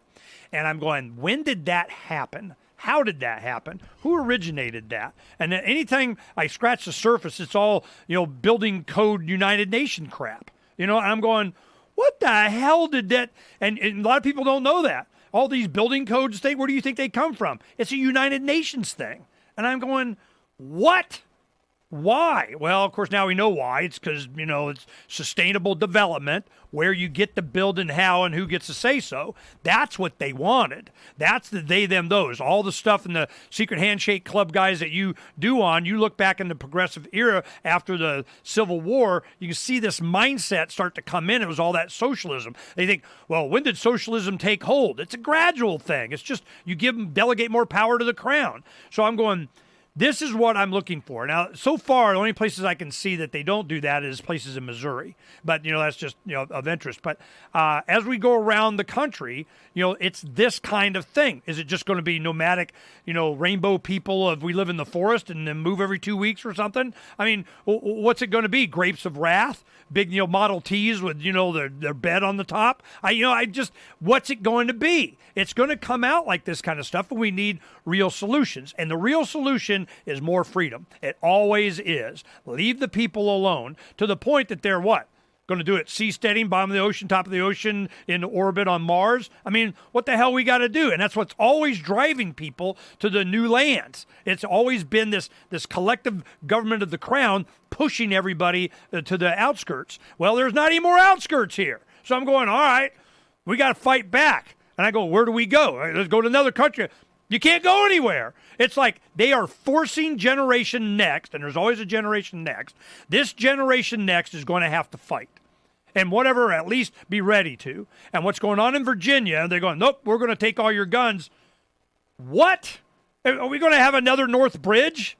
Is that where it's going? And it seems like their desperation is amping up their timeline on this stuff. And while they're doing they're going that, way too fast. They're going way too fast. Like, they think their indoctrination has taken hold on a population where it has only done so superficially. And I agree, it's a very dangerous, superficial way. But the people who embrace that philosophy, that they think they can just go do that, they are not the ones with guns. They're not the ones with the guns. And so if you look at the people out there who own large stockpiles and work with other people who have large stockpiles of armaments, those people ain't too easily convinced about why they should give that up to to keep their freedom. In fact, they know it ensures their freedom and that they are losing their freedom by giving those firearms up. There was a Greg Tivnan, a friend of mine. He sends out these memes every day, and and one of the points, one of them here was just American hunting permits is more people than all the world's armies combined just in America, and they're all snipers. I'm going, this is not going to go well, man. I don't know what the hell they're thinking, but it's a bluster and bluff, and it's BS. And I tell you, I remember when it happened. Audience, this is my revelation. It was when Daddy Bush did read my lips, no new taxes, and then they raised new taxes. And the militia movement, oh, yeah? Well, we ain't paying for whatever. And I remember it was a big deal. As we had any contacts in Washington and Congress and U.S. Senate, this and that, and the aides, and they're all freaked out about this one thing. I think it was even the 30-year treasuries or something. I mean, treasury bills were going up to 8%. Well, heck, they do that in Greece or Italy or something. They freak out, and the world's going to end when it hits 5, okay? The United States borrowing was 8%. And in 92, when Perot was running for president as an independent, that was his, here I got a chart, can I finish? Look at my chart, I got a chart. And this is what he was talking about, and we knew that it was inevitable. Here we go. They can't pay it off. Well, what happened is they wanted the foreign governments and sovereign entities and hedge fund, everybody invest in treasury bills, and nobody would lend the U.S. any money. So they go, holy crap, we're in big, giant, deep trouble. And then they raise taxes to ensure, see, we can get taxes from our plantation slaves and we'll pay you back and don't worry about it. So they started buying it. Then the militia thing started. Well, here comes West Germany, Japan, South Korea. They were coming because we had safe Second Amendments for everyone, and because Arizona was the states, and we were first listed in the Southern Poverty Law Center's list of militia or whatever, and it was just a pack we had for an initiative that we're doing for unrestricted concealed carry that we eventually got here. Well, what happened was they all come one to talk to me, and that when they did the articles and they did the TV publications and we got copies of it, this was what they were concerned about. You can't expect the American people that have fought off the most powerful empire on the planet at the time, save God, the British Empire, and declared their independence because they had a bunch of guns. And as long as they got the guns, we aren't giving you more money because they're just going to have guns and say they ain't paying it. So then that's when Daddy Bush and Bob Dole and them rushed through and kind of squeaked by, and after the Christmas break and kind of end, no bad, the Brady Bill. The Brady Bill was there to give some kind of cover to convince them that they got the American slaves under control. And that's what this Virginia thing is about. When they need all these more taxes, all this more, and the pensions are going to go, don't worry about it. We'll just take their guns. Will they really? Well, they want to at least frame it, threaten it, show that they can do it or something, so people, we get them tax slaves to pay and don't worry about it. I don't think I don't think it's going to flush this time. It didn't really that much last time, but they put people in jail. And any of these guys are leaders of any militia or that kind of thing. Well, I'm a militia of one. How do you infiltrate a militia of one? It's not about going and joining some commander telling you what. That's all they wanted to know. All the interviews. Well, who do you take orders from? Who's your commander? And Bob Anderson said it really well. They had the German film crew, and they're gotten all, and he goes like this. He goes, when you show up at the village square and it's just you and a couple other guys, it's not time. That's it. And that's what they're up against. So this is coming. It's how much can we have the confidence, which is what autonomy is about, to give you that confidence in your own skills and abilities to just say no. And I can say no because I got chickens. I got a 1/4 acre if I grow my own, if I filtered my water, if I got satellite communication of solar panel, of suck it. That's when you really got autonomy. And if we can go around and inspire people to educate their own kids better, to live better without so much pressure and taxes and obligations and fees and all that kind of. But that's exactly why the sustainable development thing is to keep you off the land. They need you in a shipping container next to the light rail system with the matrix gruel everybody needs. This is what's coming. And I'm going, and now we have with the Gardasil, you'll love this, Richard. The Gardasil vaccination chart came out that last 10 years, they went, like 16 people, all the women, girls are getting it. So what'd they do? Age 26, if you've had the Gardasil, you have only the percentage of women that have been pregnant at least one time is like in the 30%. If you haven't had the Gardasil, it's over 60. And I'm going, whoa. And then we see that the birth rate in the United States has plummeted. And if you don't have replacement, the sperm count of men is half of what intentionally. Yeah, there's a documentary on Netflix. I saw the trailer for it yesterday, and it's like the downfall of people knowing how to procreate, basically, because you take in all these toxins from your environment, and then you're stuck in a hamster wheel, 40-hour-a-week or 60-hour-a-week job that leads to nowhere substantial or fulfilling. And yeah, people don't want to procreate. It's like if you take like wolverines or Wolverine or honey badger, these sort of things, they don't want to mate in captivity. You have to be free to have that experience, right? That may have something to do with it too. We just feel captive, right? With some drugs, anti-life. It's anti-life. And so the gun debate, right? Okay, so the gun debate breaks down real easy. I don't know why our leaders don't do things like this, but some people think that guns are dangerous because guns are being used to kill some people lately. That's been more publicized than usual, right? Mm-hmm. So very small number of people in those situations, but many people think it's the biggest situation to address. So their problem is with people owning a tool, a firearm, not with the murder, the act of taking someone's life. And they would argue against that. They're like, no, we want to stop murders with the guns. Well, let's just stop murders then, because you got a whole taxation system that funds murder professionally.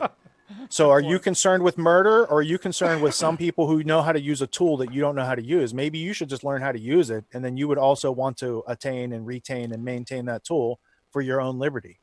You know, yesterday we had a USA Today article that they were complaining about the church parishioners, attendees that had firearms that killed the guy that came there and started shotgunning everybody.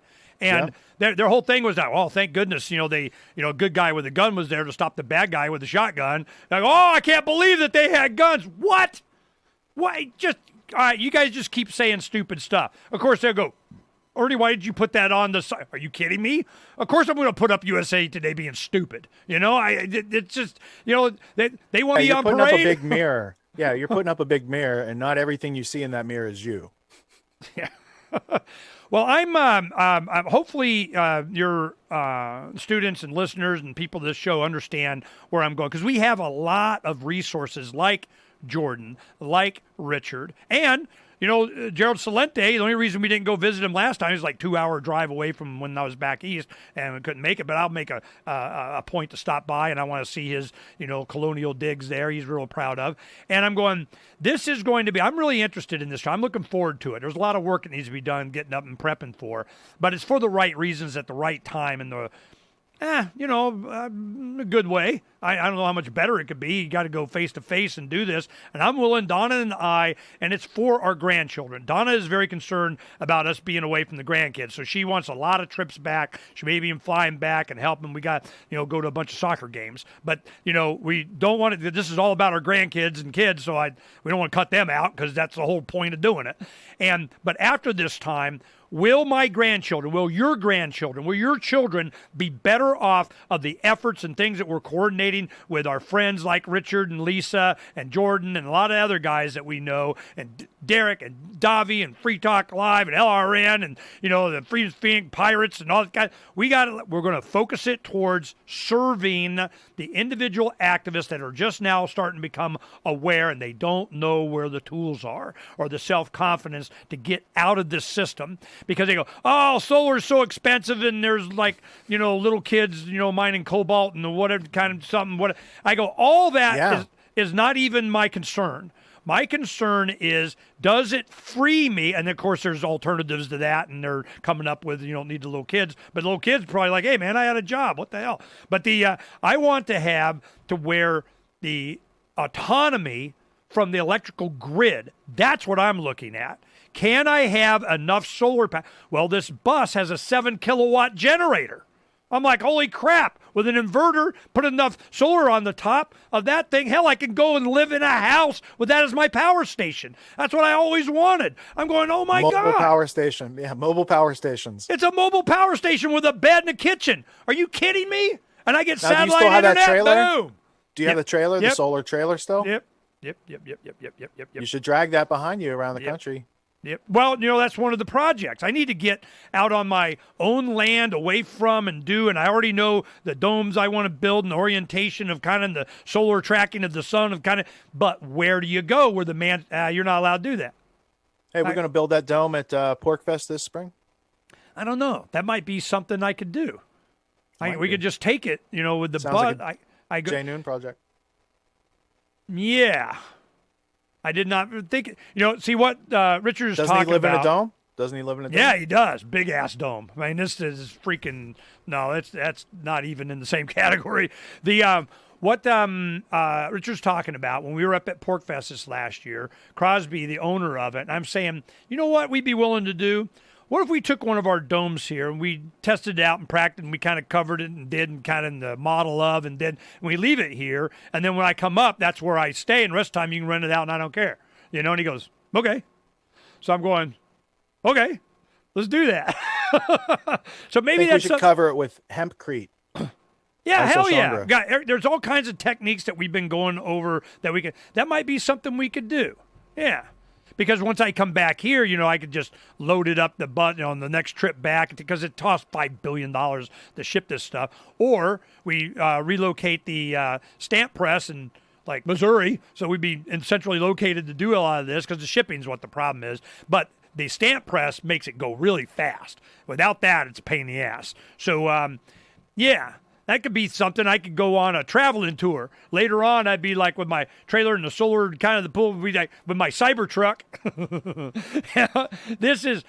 What do you think of that Cybertruck? What do you think of that? I was still thinking about the shipping problem. And so my question is this. Is there an app yet that allows you to book empty space on trucks that are already going to where you need? Probably. But, and you could take it to a local place, like a local truck stop, and put it on the, I don't know how they would do that.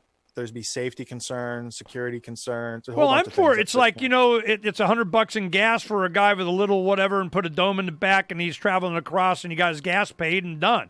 I'm sure there's some kind of, travel Uber citizenry Facebook, I'll ship it for you, pay for my trip thing. If there isn't, we need to make one. Yeah, for sure. That's another thing. You do that with this project. I'll pimp the crap out of that because Hey, can we get on your tour? Can we get you booked at Red Pill Expo in Jekyll Island? When is it? That should be on. I'm October? assuming June. No, I'm assuming June because it was June last spring. Yeah. I mean, I think that'd be awesome. I went to Jekyll Island with G. Edward and Bob Schultz back in, and Adam Kokesh was on that trip with me too. We did the train from New Jersey or whatever it was that went to Jekyll Island. It was kind of like, when they did it Just before. like they did it. Yeah. Did you guys change names too, like they did? Why did they change their names? I didn't want anybody to know they were doing it. That's why. They were doing something wrong. They were doing something wrong, and that's why they lied. So we went down there. It was fun and interesting, and so I'm familiar with the facility, and it's out in the middle of the swamp. I mean, there's not like malls around. I mean, you go there, you're isolated. So if the bus can have a place to park, I'm sure it probably does. But see, it's filling up. I mean, it's already. I got like every month has got at least something, and you're going place to place, and you fill in between. I'm not gonna. How are you gonna know where to go? Don't worry about it. You come with some help, you have a place to go. I guarantee it. So sign us up because we're gonna hit the road as close to the beginning of May as possible. And so we need to get everything ready. And it's going to need to be not just the communication. Derek and I are working on that, and the security and the recording and the broadcasting, and it hit the internet live every time you get stopped and what the man said because I know better. But but also to be able to communicate and be autonomous, not just with power, internet. You got your own septic. I mean, it's to show what can be done and encourage others to be able to be as free. And I'm thinking it's like during the Depression, you got the Waltons, John Boy. Good night, John Boy. They were like, there's a Depression, and we got chickens. I mean, so if we can become autonomous, what Richard is advocating here, but it's not just a physical thing. It starts with a mental thing. I think that's probably what you're dealing with more than anything else. Mostly the psychological concepts are what hold people back. You could have the skills and you'll just sit on your couch and wonder when you should use them and when's the right time. Yeah. Right? So the psychological aspect kind of predates or prefaces the skills and experience, confidence that comes from competence through practice. And those immersive, intensive, interactive aspects are what's missing from all the other courses that people have taken in their lives. And the easy way of saying it is once begun, half done. Two is one is none. That's another good rule. Yeah, you got to have backups of the backups. They definitely, want to, take out the ability to communicate. Communication is going to be the big thing on this. I know that. And that's why a lot of people in their address, well, you're not going to be able to send your kids to the government schools. Well, hell, that's the biggest reason for not getting vaccinated right there. So you go, all right, well, what are you going to do? There's a lot of material out there. Do you give them a better education? It was like a couple of decades ago, it was a big deal that homeschool kids were cheating, because they won all the spelling bees or something. They go, well, what are they? They're like cheating or something. I'm God, cheating at a spelling bee. You guys are killing me. This is there is a big giant change, a fundamental shift, a paradigm, a zeitgeist, whatever you want to call it, that's coming. I can feel it. And before I always talked about it, we kind of played with it a little bit and, go, Neon, I told you so, and we would take advantage of it, whatever. This is the first time in our lives, now that our grandkids are, our families, our youngest child is 30, Sierra turned 30, so I'm like, they, don't need us here all the time for everything, but we certainly want to be here and in part of their lives. But now's the time for Donna and I to try and help free Generation Next, our Generation Next, more. That's our motivation, and I need everybody to have the same goal. Is free, and I can help. We're coming to help. So whatever you can do it. Send me silver. I always like silver. Go to the bottom of, the Freedom's Phoenix. There's my address, send silver. We had a guy, one of the listeners, I should have pimped this out before, sent us a bunch of DVDs. He's like, hey, here's some DVDs for your project. Thank you. And that's how we got like a couple 100,000 that we did before, was just people were sending them. It was amazing. And we just kept using them. So anything else you want to end this with? Give your commercial. I gave enough of mine. I wanted to correct the website because the website you gave out is for the consulting and marketing services we do with the graduates. But if you wanted to know about being a student, the website is getautonomy.info/ignite is the landing page. All right. Let's go ahead and show it here. Yeah. Get autonomy. So what is autonomy? If I'm getting it, what do I got? Self-reliance through a curriculum where you learn how to learn and then communicate your learnings with others to get projects done. GetAutonomyUnlimited.com/what? It's .info/ignite. .info/ignite. See, you're always counting on me being able to spell. All right. So it's a 12-week 12-week curriculum that goes on for the rest of your life that you can take multiple times and get multiple layers of functionality out of it. So the first time people go through, they usually work on their first couple breakthroughs. Some of it's introversion, some of it's time management, these different things that hold us back. And then the second time they go through, it's usually about applying all the things that they learned when they went through the first time. And so they're actually getting traction. And then students that would go through it a third time already have a business up and running, and it's about refining their revenue. So all three stages have practical applications, and each stage is 12 weeks plus 3 bonus weeks. All right, it didn't go. I'm doing something wrong here. Is it making right. I got autonomy. So it should be getautonomy.info/ignite. Yeah, I want to show it before we go. And the site's made by students and graduates. So if there's a problem with it, I know we were just working on it over the past couple of days. info/EIGNIGHT, right? No, IGNITE. Ignite, like making a fire. Oh. Ignite, like spark a fire. Spark a fire of liberty and freedom. NITE. Yeah, I whatever. See. No one expects you to be. It was my test. I failed. There you go. All right, now it's going. All right. Yeah, so students who get there, they're looking to enroll. They read the information. They click the call to action button to get started or take the next step. And they fill out a survey. That survey gets them on my schedule. We have a discussion about where they're coming from, where they're at, where they're trying to go. And then we see if the course is a right thing for them. I don't enroll anyone on those calls, so there's no pressure. And although 75% of the students that I do calls with end up enrolling.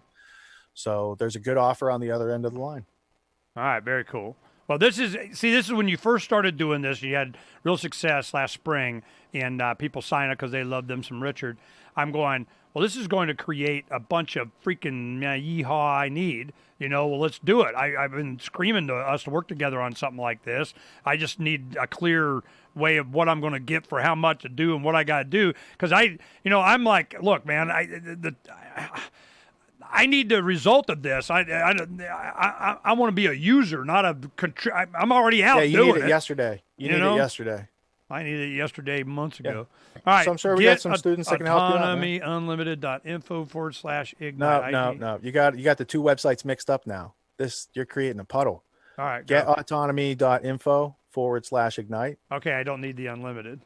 Yeah, if you're an influencer and you need the marketing and other services that we provide, then it's autonomyunlimited.com. That's the consulting. All right. Boom! Finally, I did it right. Woohoo!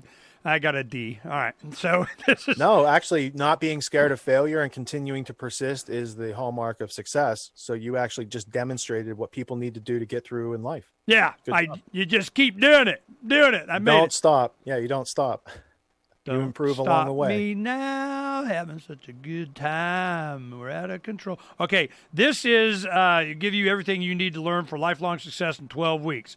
All right, see, this is a promotion. This may be, one of the things that we're promoting. I'm telling you, I really embracing the property issue. It's my property, and certainly my body is my property. It's not somebody else's. I put my hand on your shoulder and say, whose life is this? Well, you might say God, but you're the ultimate steward of it. I mean, somebody's got to sign the contracts, but it sure as hell ain't the crown. I can tell you that. Or somebody with a pointy hat. I'm going, nope.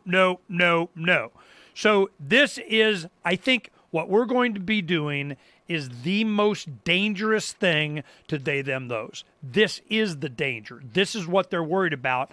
I know that. But I got to go in with no fear and not particular after any one person or thing or whatever. But this vaccine thing is so fundamental. It's so fundamental to families because there's damage there. And it's not just that. It's potential. It's future. When I see my kids, whatever sports teams they're on, or grandkids that go to their classrooms and you'd see, they're the brightest ones. Their eyes light up. They're the most, engaged. They're the teacher's pet. They're student of the month. I mean, all that kind of crap.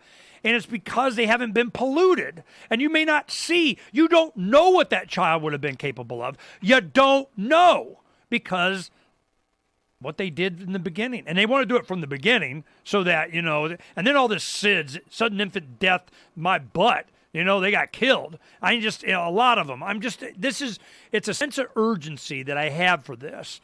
And because we know, and we can do it. It's the Spider-Man thing. If you know you have the ability, with the great abilities comes great responsibility. If you don't make use of them, you'll lose them. That's kind of a God thing. You better get on it. So I'm going, all right. So I also have a lot of good contacts like Richard and Lisa and Luke. Is he going to be a little activist? Is that what you're raising? What's he going to do? He's just going to be himself. He's going to be himself, which that bad guys fear that. You're not allowed to be yourself. You got to be our automaton. And when you're not, we got robots for that, So I got to say this, a friend of mine, there was a article that said that it goes 80% of the government employees could be replaced with robots. And a friend of mine sent me a note. He goes, 100% of them can be replaced with pictures of robots. I'm going, okay, that's good. So, all right, well, thanks for spending the extra time with me, and hopefully we can, because I'm already head down plow on next. We're working on this, and Davi will be here with some art. So now's a good time to get work started with you guys before Davi gets here, so that when we come up with something or an idea or slogan or a concept or whatever, we can put it to graphic art. And we can start getting stuff done, make the screens, the T-shirts, the logos, the what. Let's start now. Waiting on you now. All right. Well, I'm going to review your survey, and we'll get a discovery call going with you. I'm sure it'll be no problem. We can get that done in the next week or so. All right. Boom. I did. I filled out your stuff, man. Hey, do you got a standing desk now? Is that what that is? Yeah. You like it? Yeah. I use this for Q&A sessions with students, and this is, I think, it's the first interview I've done on the radio with them. Does it go up and down? Oh, yeah. Let's see. Yeah, push the button for me.